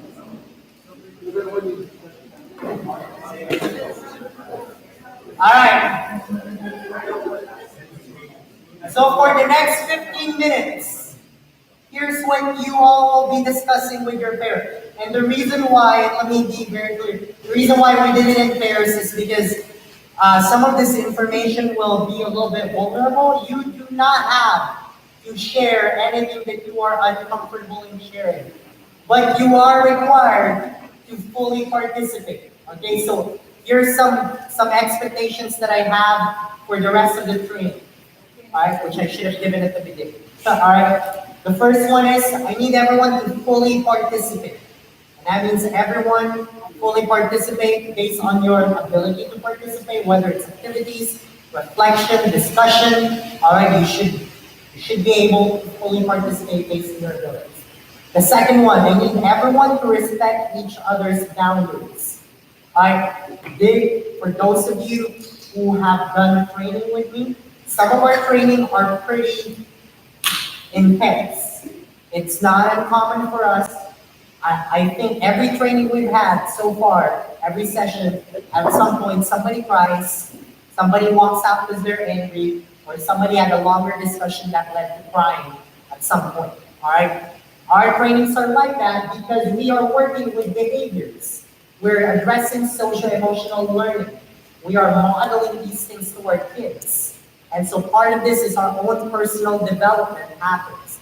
So please respect people's boundaries. That means if they don't want to further discuss and they're still fully participating, they just decided, you know what, I don't want to share that anymore. I'm going to share something else that's still full participation. Do not force them or make them feel bad.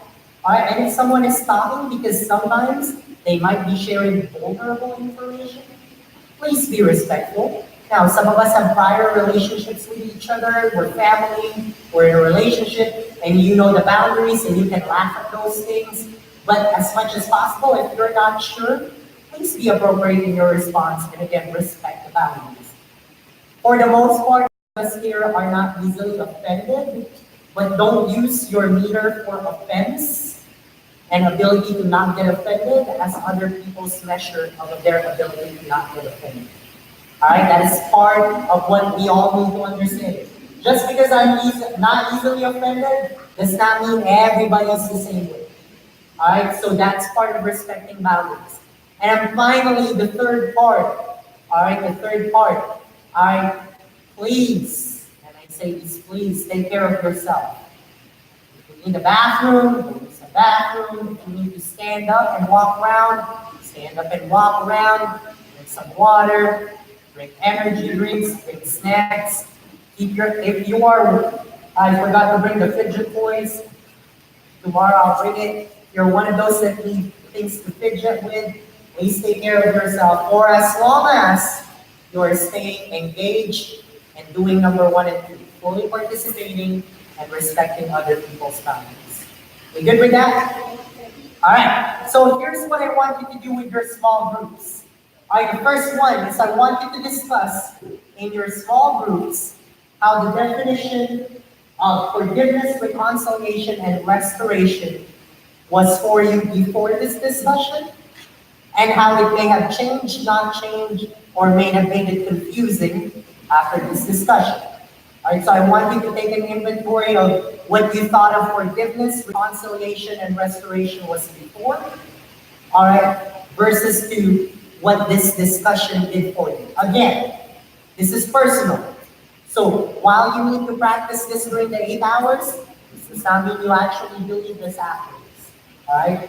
So this is a discussion where you can have it. Second question. Think of a time where you were the perpetrator of offense. When you offended someone, you hurt someone. And I want you to think of 2 different examples. The first example is when you willingly did it. You know you did it.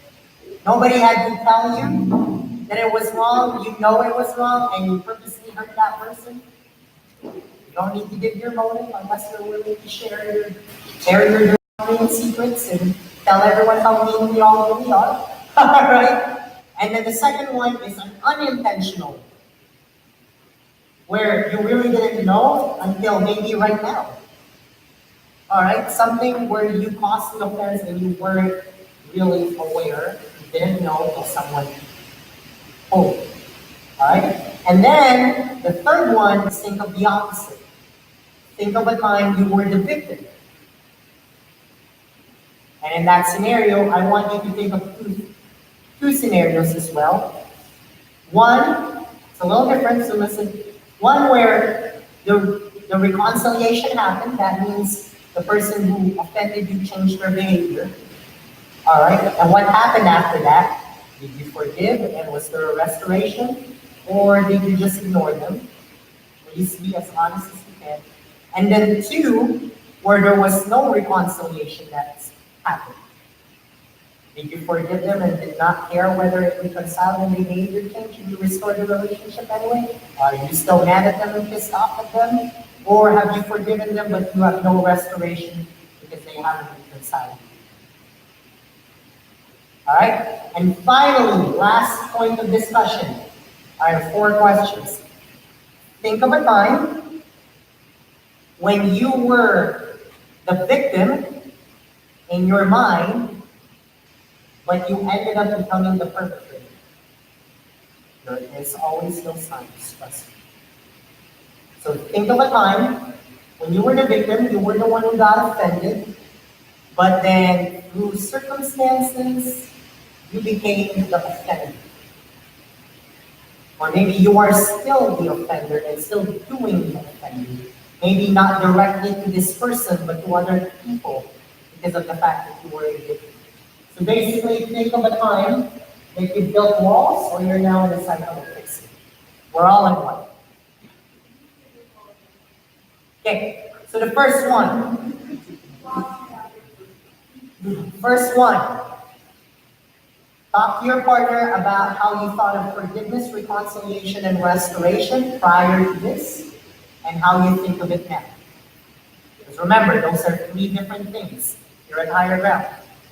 I'll discuss that with you. Right? Number two, think of a time you were the perpetrator. Think of two different scenarios. One where you were the intentional perpetrator. You knew what you were doing. All right, we all do this. We all hurt somebody on purpose. All right, and then the second scenario is you didn't know. You honestly didn't know. And maybe you just realized it right now. Totally possible. Number three, think of the opposite. Think of a time you were the victim. You were the one hurt. And on that, think of two different scenarios.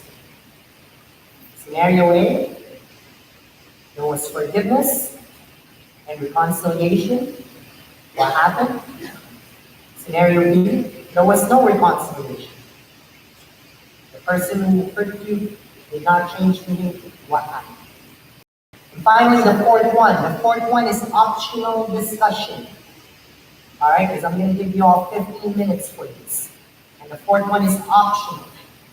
Because you might not have time to discuss it, or honestly, it might be too much of a vulnerable question for you to feel comfortable. The fourth one is right now. There's a situation.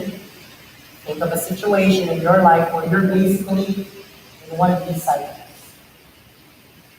Where you were originally the victim, you got hurt, and now you are basically lashing it out. You are now the perpetrator. Whether you're lashing it out on the person who originally hurt you, or somebody else, or everybody else, and you built a wall towards everybody, or now you're fixing everyone, it doesn't matter. But think of one example, and like I said, we're all in one, constant. Because that's human relationships. Human relationships, it is impossible for us not to get offended. Offense will always happen. Always. What we do with that offense is what's different. But offense will happen all the time. Unless you build a bubble and you're living by yourself. But offense will happen all the time. Alright? So, 15 minutes. If you want to go in a more secluded area because you know you're going to share something deep and vulnerable, please do. Move the chairs. Move around. And people, please do not pry into other people's conversation. That's a respect and boundaries. There's a reason we did it in pairs. Alright, and if you already know what you're about to share is pretty sensitive and you want to move, tell your partner right away. Communication is key. 15 minutes starts now.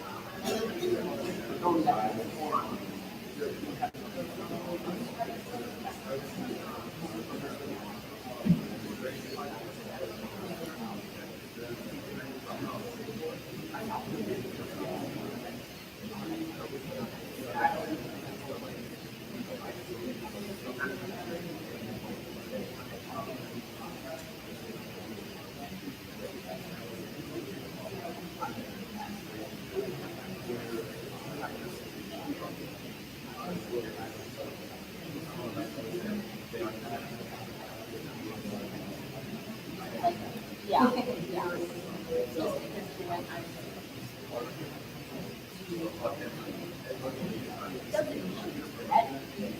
Make progress day for day.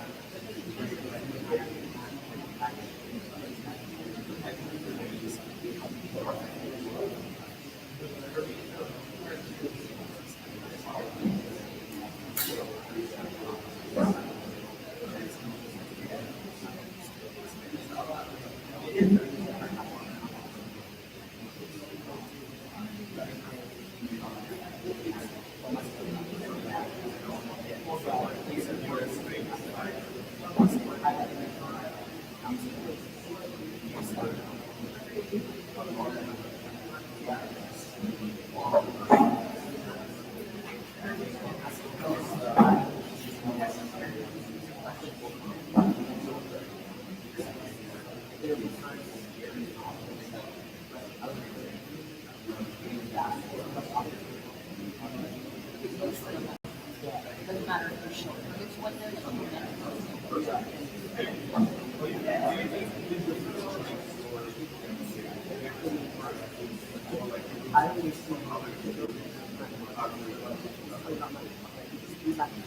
yeah.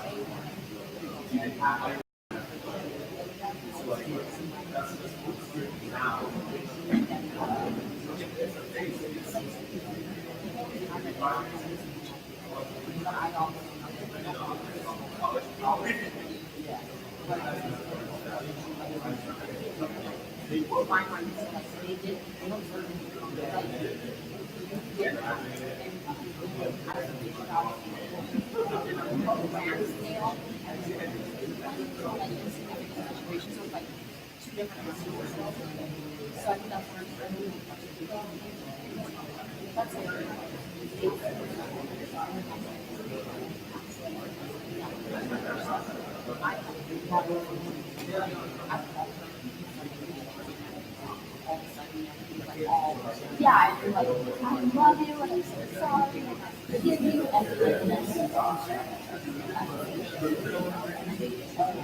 Even more because I'm letting go. Restored up vision. Like you said that last time, like not really I believe you around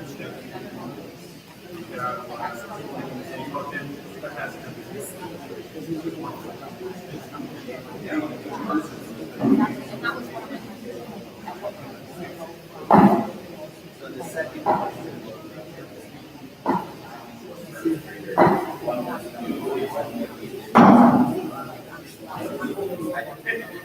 I did buy plenty of time. Which refrigerator they want? They would fries, Walmart.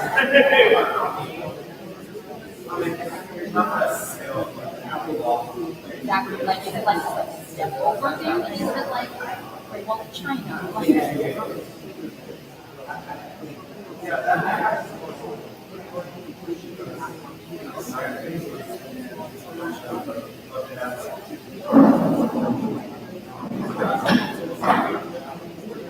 not because you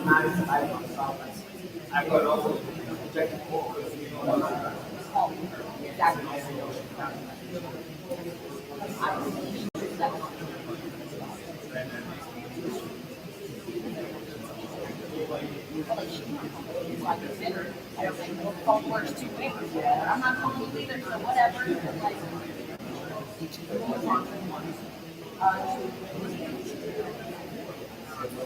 Give you guys an idea, you guys have 10 minutes left, so you might want to be at least question two at this point.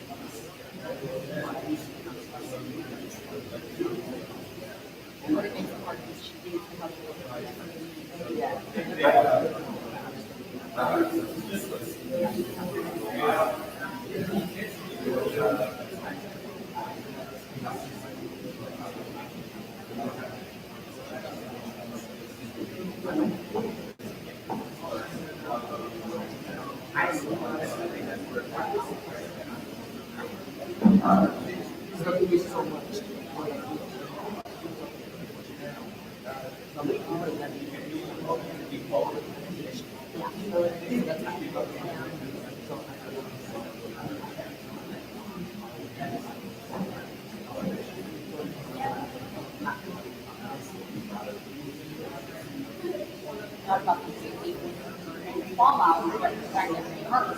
Yeah.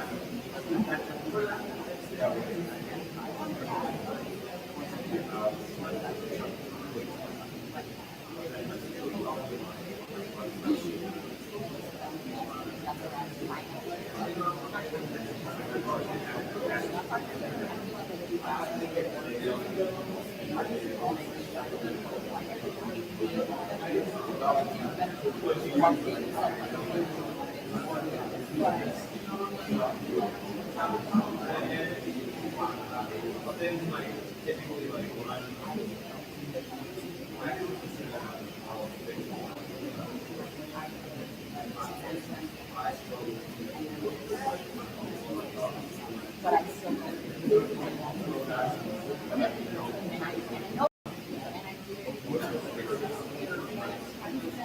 still manipulation, you know, so it's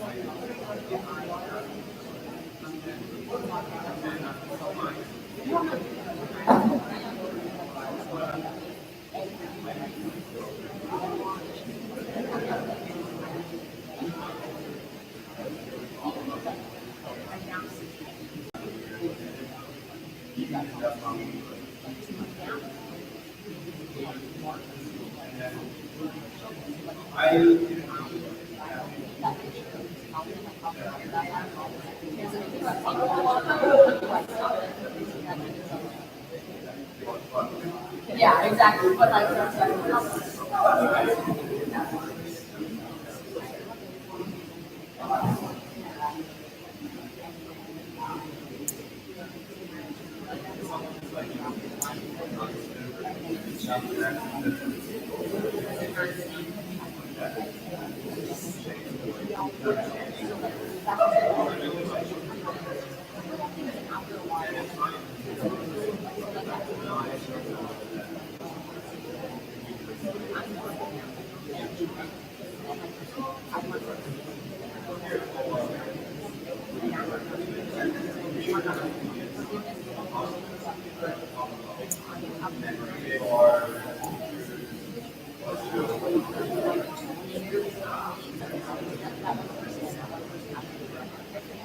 And then I have to.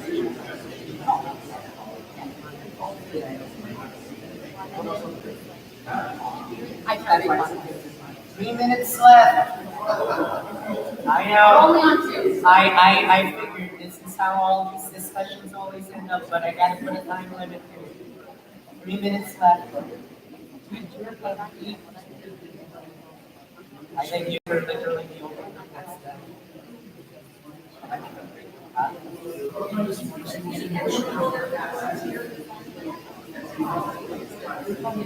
Exactly, so like, I don't know, like, on act. I don't know.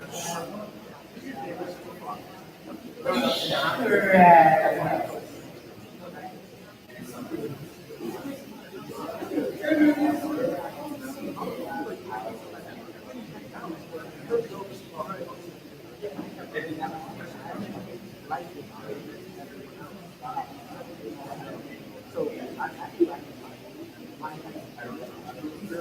Yeah, so like, oh, cool, you too, that's fine. Like, you know, because you make me.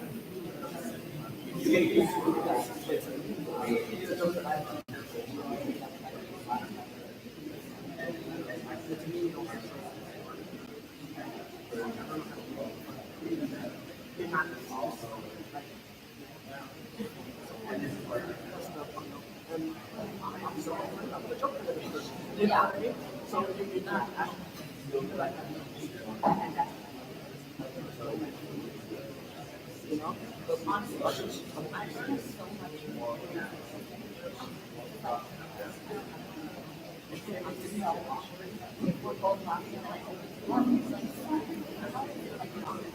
Yeah, no, but.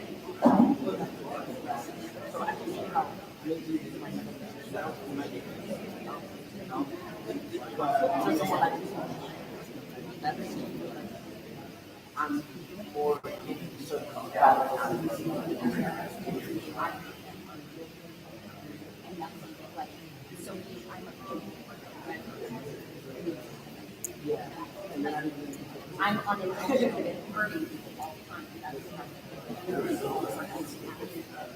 Having no filter. And I accept that that's fine.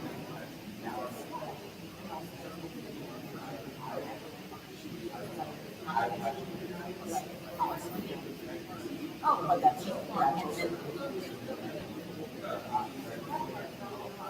Hey, wrap it up, last minute.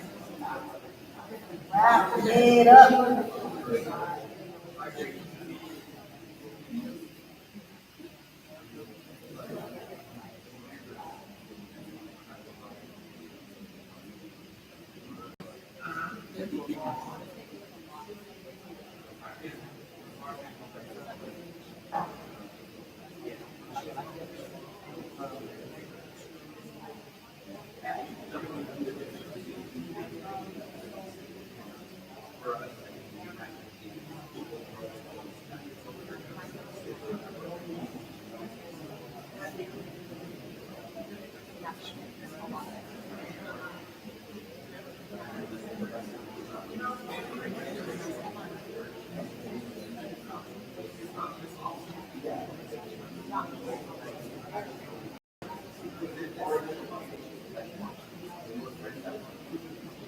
All right.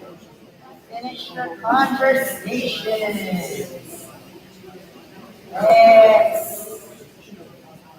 Finish it up. Everybody take a deep breath. Inhale. Exhale.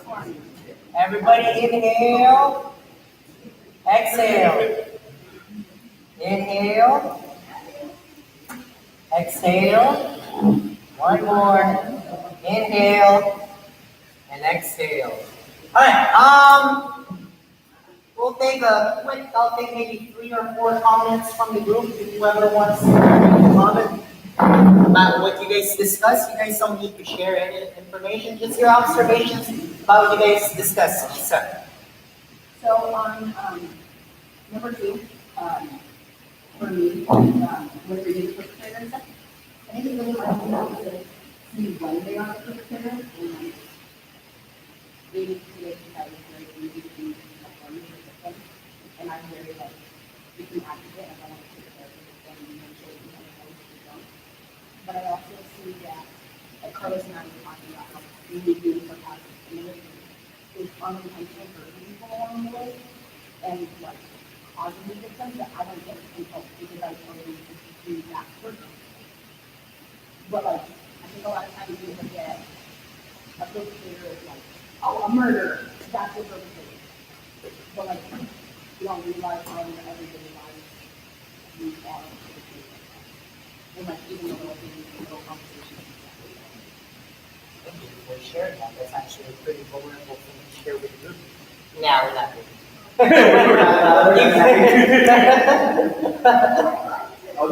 For us, I think it's kind of funny, we went the opposite.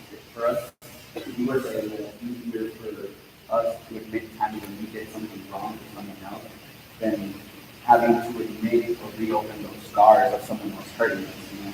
And that's why we were both like, yeah, times when we were the victim, I don't really know, because we have to open up those scars that have healed and have to actually re-deal with it, to actually admit that we were a victim. Thank you. That's another vulnerable thing to share with you. 2 more.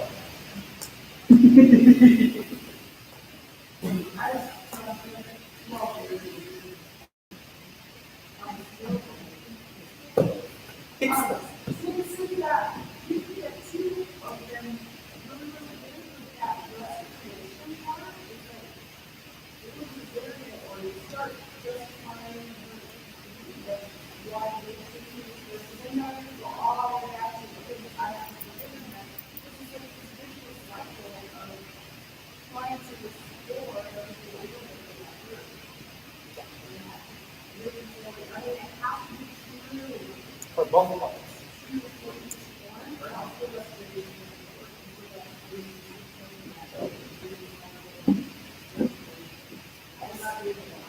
Absolutely, and not doing it at all. And let's be real, if we were going to be real with each other, right? How many of us really have people right now who have hurt us who were really not willing to restore truth? Right? Even if they did do the reconciliation and they had 2 behavior change, we know for a fact that we're more than likely not willing to restore them. You know, we will say we forgive them, but again, the measure of true forgiveness is us being willing to say, I'm going to restore you and trust you and be vulnerable again. There are some of us who can probably name a list of people, not just 1 or 2, but a list of people who are like, no way. And so it really is, this is a hard thing. And what I want you guys to understand, the reason why I'm teaching this, is you have to give grace to yourself in our work. Because guess what? I'm forcing you every day that as long as you work here with every kid, every parent, every community member, we're going to practice clean slate. I'm forcing that. And with each other. That's literally, I'd say, this is our future here. Right? So, forget the fact that you're constantly getting hurt in real life too. Our work is constant exposure to pain. And I'm saying, we gotta have clean slate all the time. We gotta be willing to restore people all the time. Right? And so there is that. And I'm showing this. That is hard. That is a hard thing to do. And we will all fail. I haven't done this actual class in about 5 years. I've taught this class in other settings, but not for this week. So some of you, I think with the exception of Desmond now in my life, I think for most of you, this is really the first time you guys have done this training. I mean, were you here? No? We talked about it. We talked about it, but not to this depth, right? So, and I usually stay away from getting in depth with this, teaching just because the pressure that it puts on you as well. But I think we're at a time where we need to kind of go back to the roots and really understand why we do what we do to that end. Last comment, it's real. So, the topic brought on myself, so it was one of the victims, like, it's easier to talk or share feelings when you know that. No, it's hard to share your feelings when they get something mentioned, like let's say the story I shared with Brian, when my mom died, I didn't know what we did. And that's how that is also like the moving process. Like we don't talk about it, we don't do much. But all my friends there are like, I was living like time and so like everyone constantly texting me. I knew everything nice to me, but I feel like I was because I didn't do it. And it was way harder to voice to them, just knowing that they've done something, thinking they're doing nice things to me. So like I'd rather have someone do something to me. It's not speaking. I can voice my opinion better when someone's intentionally trying to take like me down, something like that. So like that was it was really hard to like how like coming to see me. Yeah. But they're trying to be nice to me. But it's a huge thing, like, and also that's not something I'm used to. Culturally. Thank you for sure. And I want to be very, very clear. These discussions that we're having with each other, and that's why some of them are big groups, some of them are tiny groups, right? Especially the tiny groups discussion. Please remember that a lot of these things, sometimes the person across from you may not be that type of person, but some people here are extremely vulnerable and willing to get vulnerable in this setting. And they may not even be willing to get vulnerable in other settings. Some people here share stuff with each other that they won't share with family. That's a reality that happens here. So please, back to expectation number 2, respect people's boundaries. So don't go around coming home, telling all your other friends, if you have friends outside of this place, hopefully, right? Your friends, oh, did you know one of my coworkers told me that they're having this, blah, blah, blah? All right, please don't do that, right? So like with what Rio shared, or some of your small group shared some things, please keep it confidential, okay? So again, Get on Facebook for real. yeah, let's not blast this on Facebook. Some awesome things we shouldn't do. All right, so now what I want to do is kind of look at a more practical sense, right? So the first part we discussed really conceptual, right? Explain the concept. Oh yeah, please go back to your seats. Thank you. Say Carlo move. A fence right there. You were the perpetrator right there. Literally what we do with every training. This is hilarious. Every training that happens. I remember when we did the honor training. The honor training. You're dishonoring me, everybody. That's like everyone's favorite training. Oh, yeah. Microaggression. That's a microaggression. Yeah. Alright, so now I want to talk from a more practical sense. Alright, so we talked about, and we talked about some of the more conceptual sense, and I really wanted to give a definition from a philosophical and values perspective, so we're all on the same page. Now we're going to look at a more practical sense. Basically, we're going to look, okay, well, how does that really look like in real life, in our work, right? In the work that we do, whether you work with parents, you work with kids, you work with teachers, you work with each other, right? You work with your fellow peers. The first thing that you all need to understand is that this issue, okay, of offense, or basically people hurting you, people hurting people, is a constant. This is a constant. I want you all to understand that. We are constantly hurting someone and we are constantly getting hurt by someone. If you are breathing and alive, that happens. Whether you do it intentionally, offense can be intentional, or just like what we discussed, unintentional. And I love that Lisa was willing to share what she said. It's because a lot of us who are more aware of who we are, we actually tend to cause a lot of unintentional offense to people without even realizing. Especially people in this world. Social workers are typically compassionate people. So for the most part, most of us have enough sense of morality or kindness and compassion. Now we don't go around just purposely offending people. I just still go around, smack.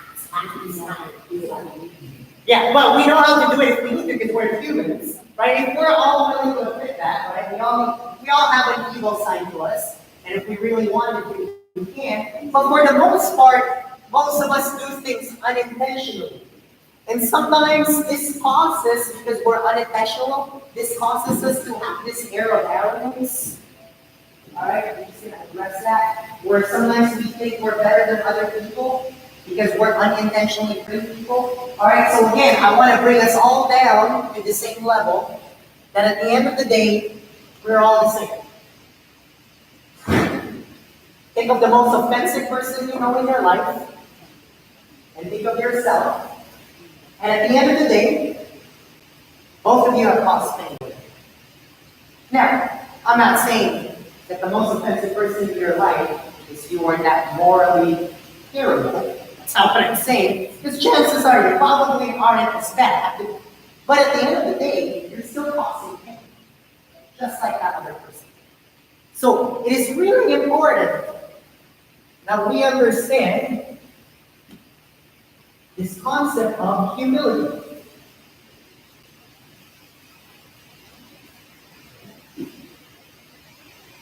All right? And we have to know that we make mistakes. Therefore, there we go. That was fantastic. Therefore, others make mistakes.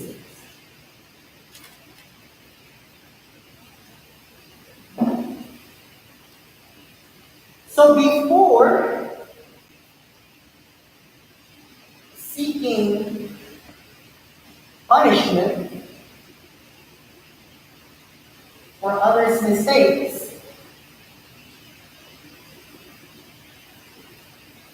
remember this.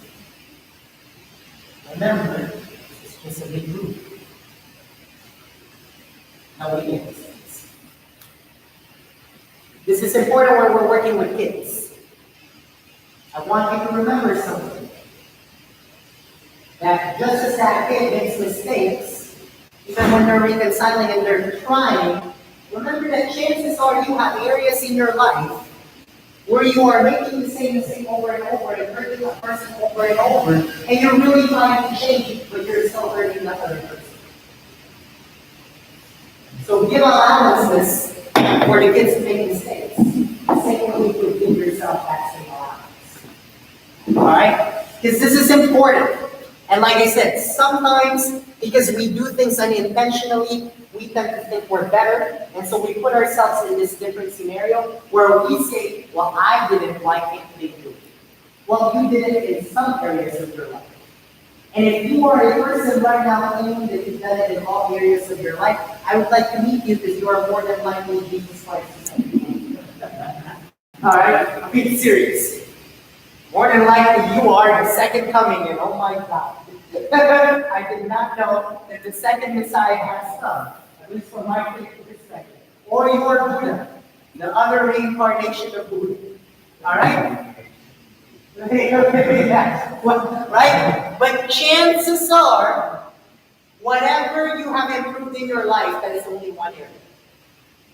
And you're still making mistakes in other areas of your life. So don't think of yourself better just because you're doing it unintentionally. Right? So because offense, people hurting people is a constant at work, we need to understand that forgiveness has to be a constant. The moment you have stopped your ability to forgive is the moment you cannot work.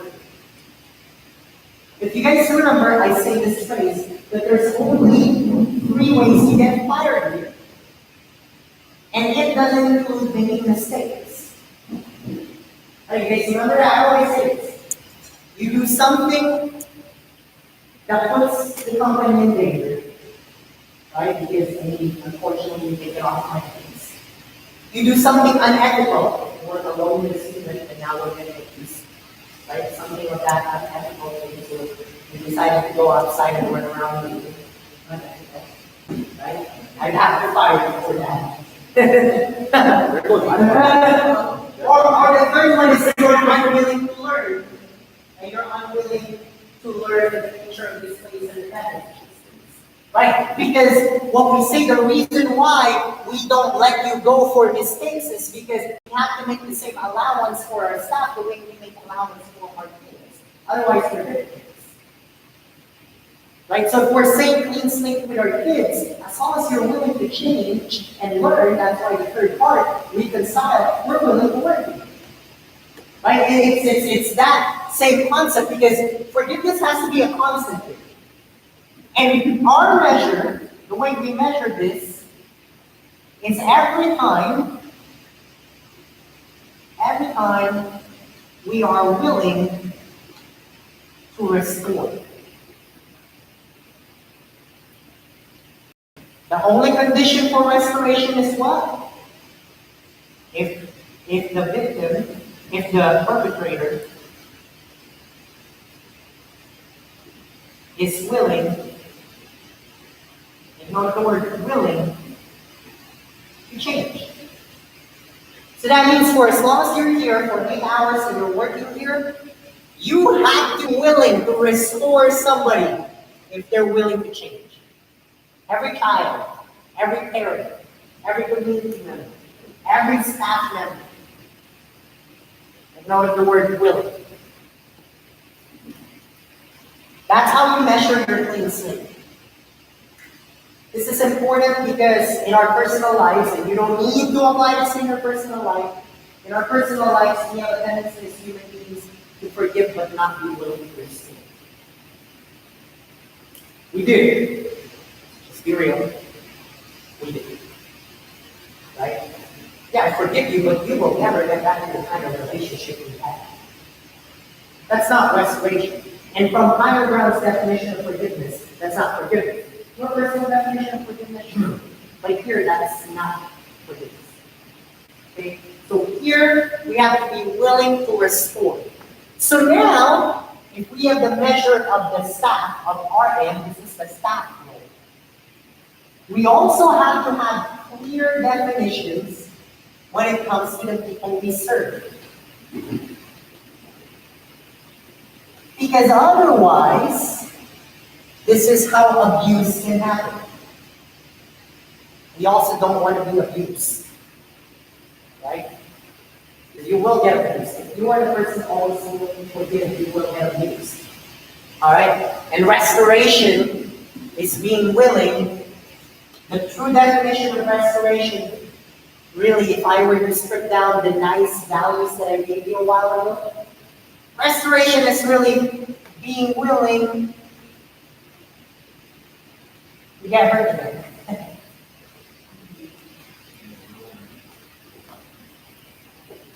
Because the truth of it is, behavior change is not instant. It's often not instant. So in other words, when you restore a person, you are really putting yourself, that's why I said in the original definition from a while ago, in the more values, not in this practical sense, it's when you are willing to put trust again and be vulnerable in the relationship. Screw that. I mean, that's the real definition, but if we want to make it work, you're willing to get hurt. That's it. It's as simple as it is. So what if reconciliation and restoration are not part of the like you not? Then you're always just here. You're willing to restore the moment the perpetrator is willing to reconcile. And you have to be there. And the reason why you have to be here is because if you really are not here, because you're still measuring it based, remember, the forgiveness part has nothing to do with them. It's the restoration that has to do with it. If you are going to measure your forgiveness based on their ability to change behavior, you are going to get bit. Here's the reason why. There are some people who are just unwilling to change behavior. You cannot force them to change behavior. There are some people who are unwilling to change behavior. And you cannot force them to change behavior so that there can be restoration. Because sometimes what we do is we want restoration so much, we take it upon ourselves to force the reconciliation. And what happens is we get bitter. We actually stop forgiving because now we're bitter. And some people just aren't willing to change behavior. You have to accept that. And that's something that you need to understand on this part. Some people are not willing. You have to accept this.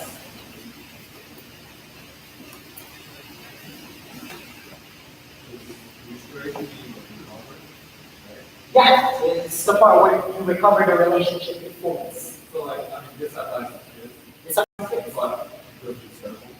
Well, Typically, though, I don't have friends that. well, and that's why with some kids, that's why even though we don't take kids out, there are kids that choose not to come back here, and we tell them, you are only allowed to come back if you are willing to do X, Y, Z. We told that to kids. We tell kids, you can come back, we just had this situation, you are absolutely welcome to come back. But you have to show us that you are willing to do X, Y, Z. Because if you're not, we also have a responsibility to protect everybody else. Remember, injustice, we cannot propagate injustice. And if we're just allowing everyone back, even those unwilling to change behavior, now we are committing injustice. Right? So, the other thing that we need to understand is because some people are not willing to change behavior, it is not, the victim is not responsible.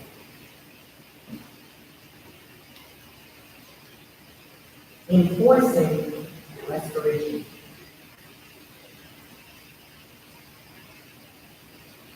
Again, until both parties are willing to do it,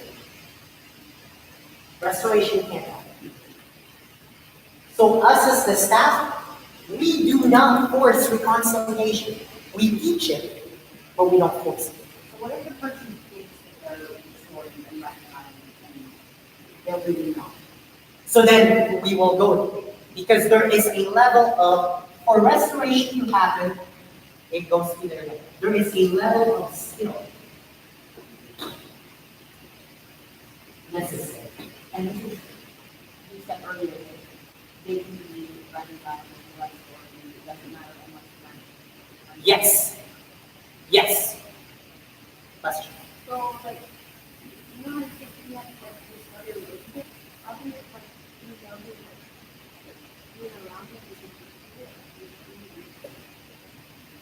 We will get into that. But yes, that is a very good question. So the question is, for those of you that didn't hear it, what if, because we're saying you need to restore every time, but you know that relationship is toxic for you. Then, here's the real answer to that. You have to really measure, are they really reconciled? Are they really changing behavior? And if they're not willing to change behavior, yes, by all means, leave the relationship. Because if you remember in our earlier point of discussion, if you force restoration on a perpetrator that is unwilling to change behavior, you end up hurting yourself. And you become bitter. So yes, by all means, in order to clean slate mentality, there are some people that you just gotta let go. At least, again, organization. This is not life advice for you. Alright? If you want to take it as that is on you. Alright, that is on you. Please do not come back to me. I let go this, because of what you said. I will be like, that is only during the job. Alright? That is why, to Kenji's point, there are some kids and parents that we have to tell them, until you're willing to stop it, or even staff, until you're willing to stop your toxic behavior, you cannot be here. That is not unforgiveness. That is the fact that they're not willing to reconcile. You can't be around it. Does that make sense? So in reconciliation, there is a level of skills necessary. The problem with our job is usually the skills need to be taught. And usually, it is not a good idea for the victim to be the one teaching the perpetrator these skills. Not what we do though. But in our job, that is what we do. Alright? So in our job, oftentimes we are the victim of these kids' behavior, and it is also our responsibility to teach the skills. And somebody has to be responsible for this.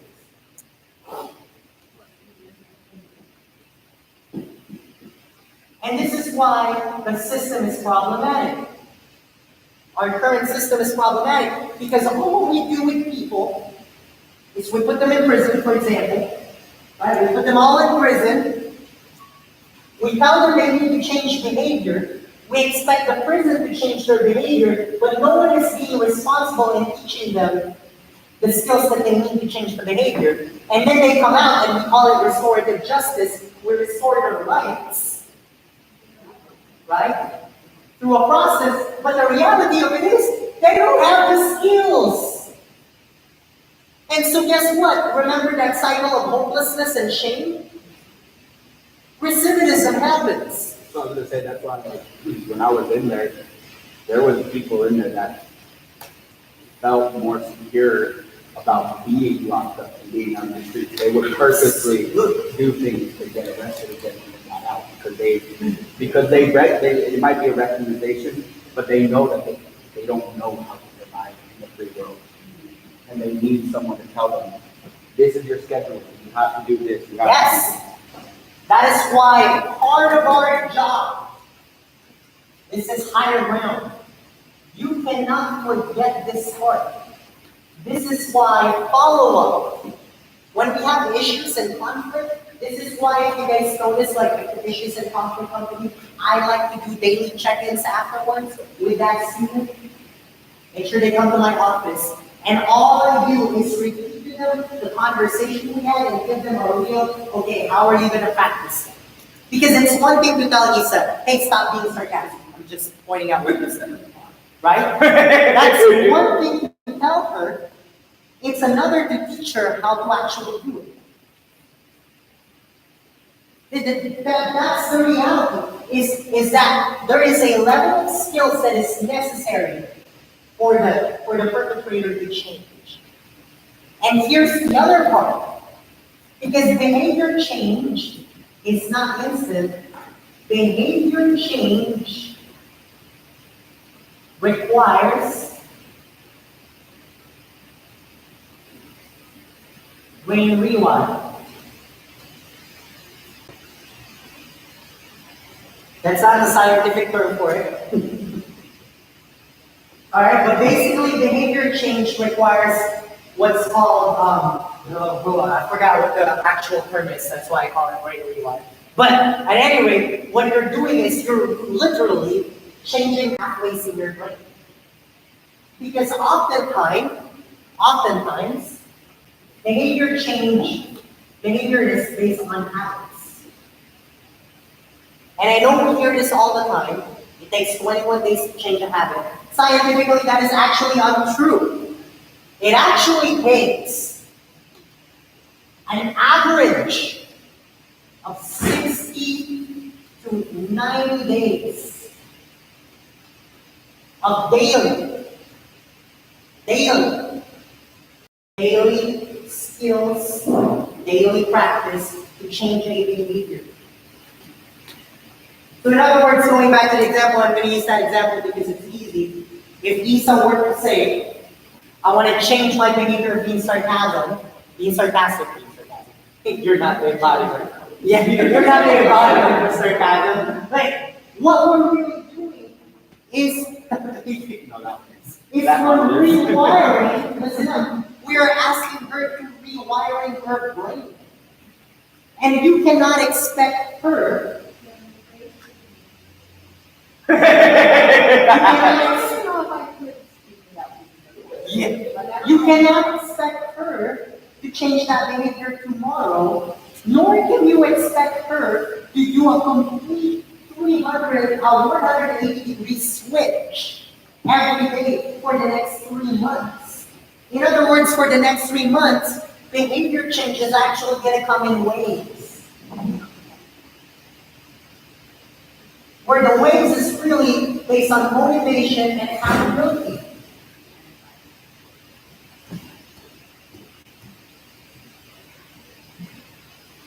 All of which, both of these things depend solely on environment.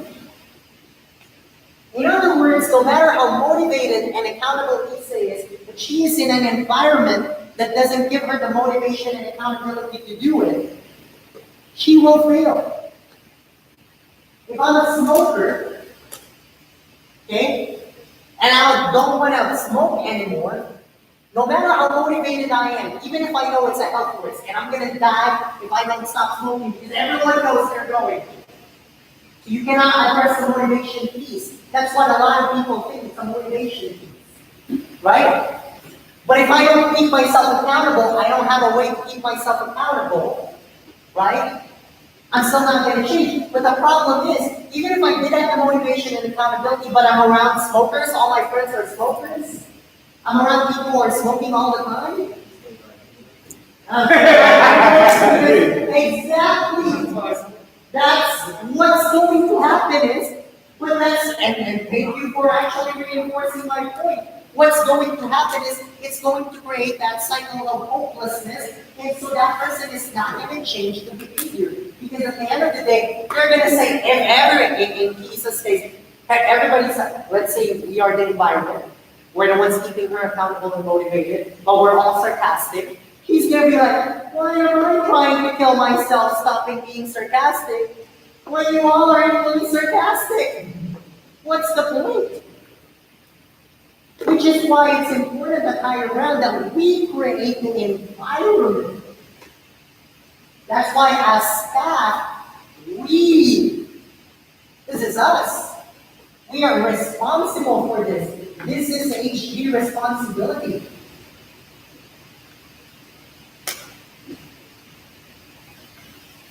This is why we have to model the behavior. Because if we're telling kids you can't have outbursts, that it's not an acceptable behavior, they're watching staff get outbursts every time they get escalated, guess what? You are not giving them the motivation and accountability to do it. You're giving them false motivation and false accountability. See, it's not convincing, it goes back to guilt and shame. You know, I'm from a church background. This is the problem with church. Because what do church do? Church is very good at telling you do and do not, do's and don'ts, making you accountable, getting you motivated by giving you heaven or hell, right? But they're not good at creating the environment. So all they do is create people who are full of guilt and fear. People running around, oh my God, this might be how I would like me. That's the typical, and the reason I give church as an example is because that's the environment I'm usually in. But that is the true problem, and they wonder why people are not changing behavior in church. Well, duh, can't do it. Can't. Environment sets that. You don't want to be bitter, don't be around people who are not bitter. You want to forgive more, be around people who forgive more. You want to stop a habit, be around people who don't have those habits. You will never change behavior. And that's the other thing. Behavior change is dependent on environment surround. Imagine in our line of work, this is why we get frustrated at the fact that we have to take breaks. Those of you that have worked long enough, you know that the worst time for us is always after breaks. After fall break. Why? Because their behavior change that they're working, progressing here, all of a sudden they're thrusted back on an environment where the motivation and the accountability doesn't exist. And guess what? We have to do it all over again. So guess what? we cannot stop being in the clean slate mindset. Because we may be like, what the heck, man, you were cheating already. Why would you do this again? Don't forget. We set them back on it. They're not with us 24/7. We only create the environment, if we're lucky, 10 hours during the summer. And because we're really unlucky, 2 hours after school. But that's the truth. We're lucky when we have 2 hours. But that's the truth. So it is very important that we set the right environment of motivation and accountability. That's why clean slate is so important for all of us. Because during the 2 hours that they're here, it is our responsibility to empower them. That's why our mission. That's why I want to do our mission first. Because you wouldn't understand the context of our mission until you understand it. That's why our mission says empower one life at a time. Empower is based on the environment. The environment. What was your comment?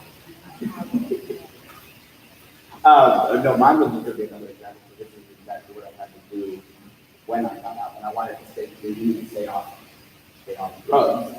I had all the motivation because, like hell, did I want to go back to prison. I had that motivation, and I had the accountability because my family was gonna knew what I was going through now, and they wanted to help me. But if I would have stayed with my roommates at the time, if I would have stayed with them and tried to try and fix them too while I'm trying to fix myself, I would end up in the same place. And that's something that I struggled with. And it's something that I struggled with watching these kids, like my shadow. As long as I've worked with her, I don't want to say her name, so I don't get being recorded. My shadow, as long as I've worked with her, She has the motivation. yeah, she has the motivation. We keep her accountable here, but the second she goes home, the second that she's around the people that she chooses to be around, it sets it up so she automatically, all that progress she was making, hits a nosedive.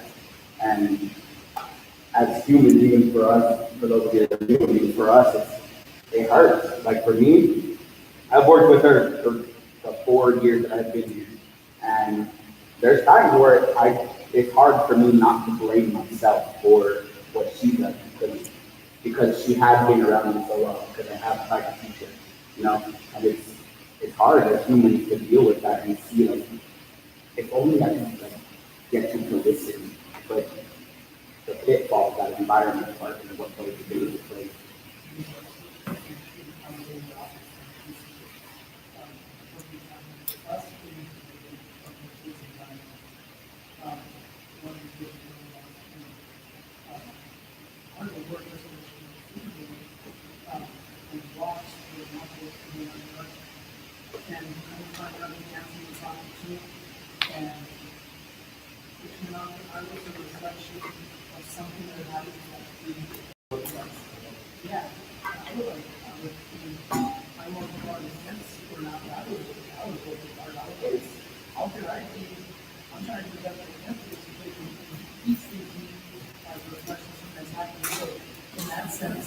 His environment will be a reflection on me here.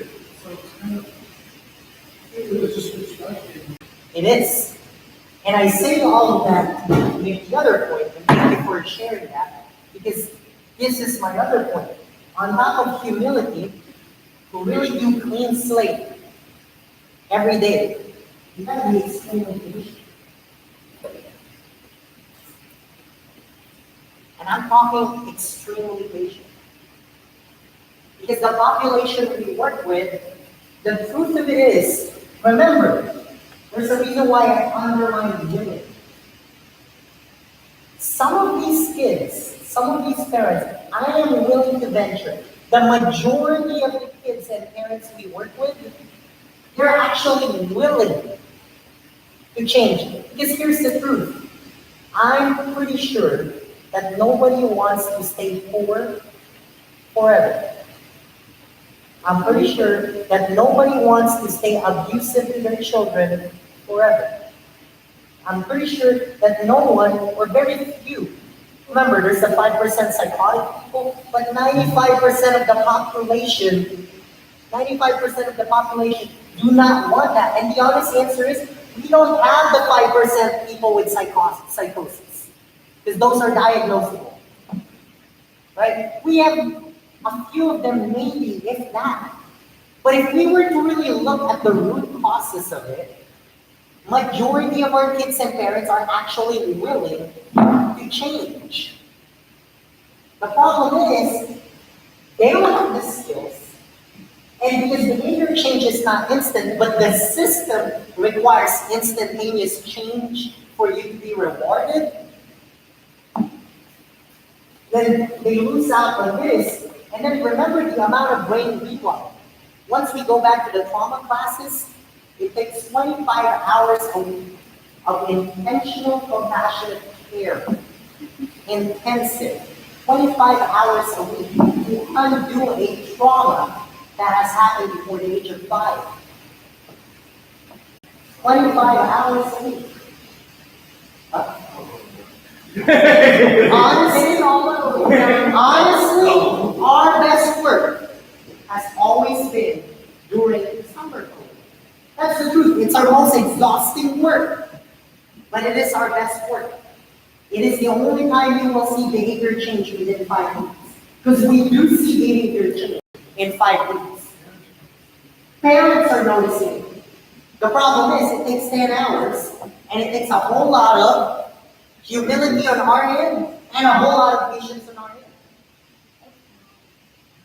That's the real issue. That's why we get compassion for them.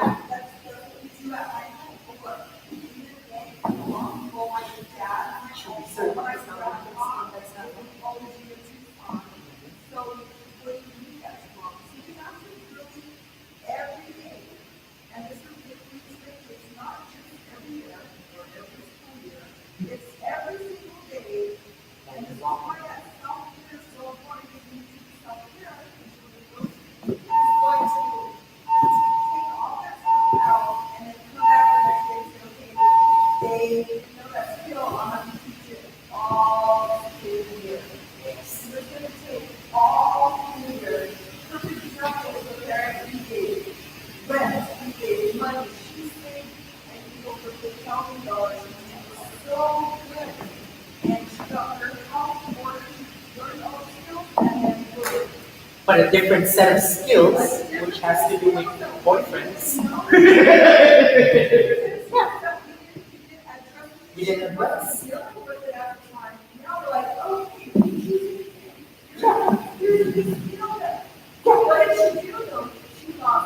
All the skills.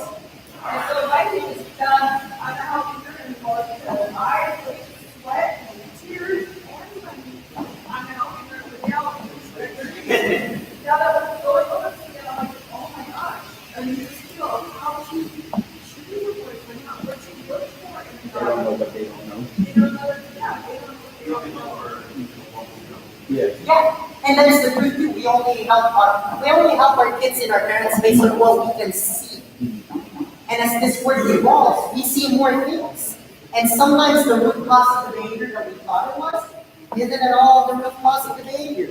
That during this first example. I have made a commitment to always end on time now too. So we will end this. This is your 5-minute one. If I'm 5 minutes over.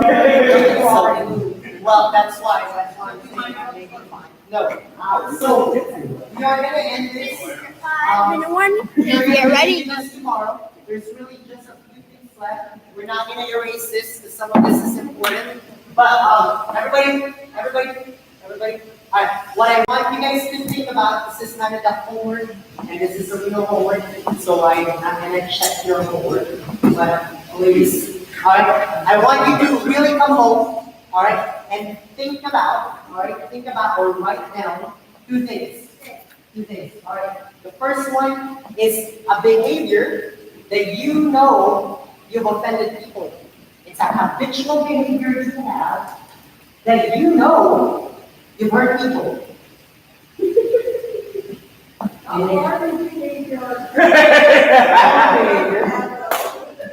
And then the second one is, I want you to think of a time, if you're still doing it, where you made yourself responsible in forcing the restoration. So you make yourself responsible for somebody else's behavior. Or maybe it's not a moment, maybe it's still happening. Okay? I want you to think of a time where you made yourself responsible for others' behavior. You blame yourself. You took accountability for someone else, so you force a restoration. It's a good example. Alright? Maybe it's still happening. And I want you to think of how that is affecting the way you see other people. I know you may think, well, it's not. Maybe. But I want you to actually think about it. I want you to think about it on you took responsibility for somebody else's behavior, you forced the behavior change, and now that is affecting the way you see other people, or how it's affecting the way you see other people. And maybe it hasn't, that's good, but at least think about it.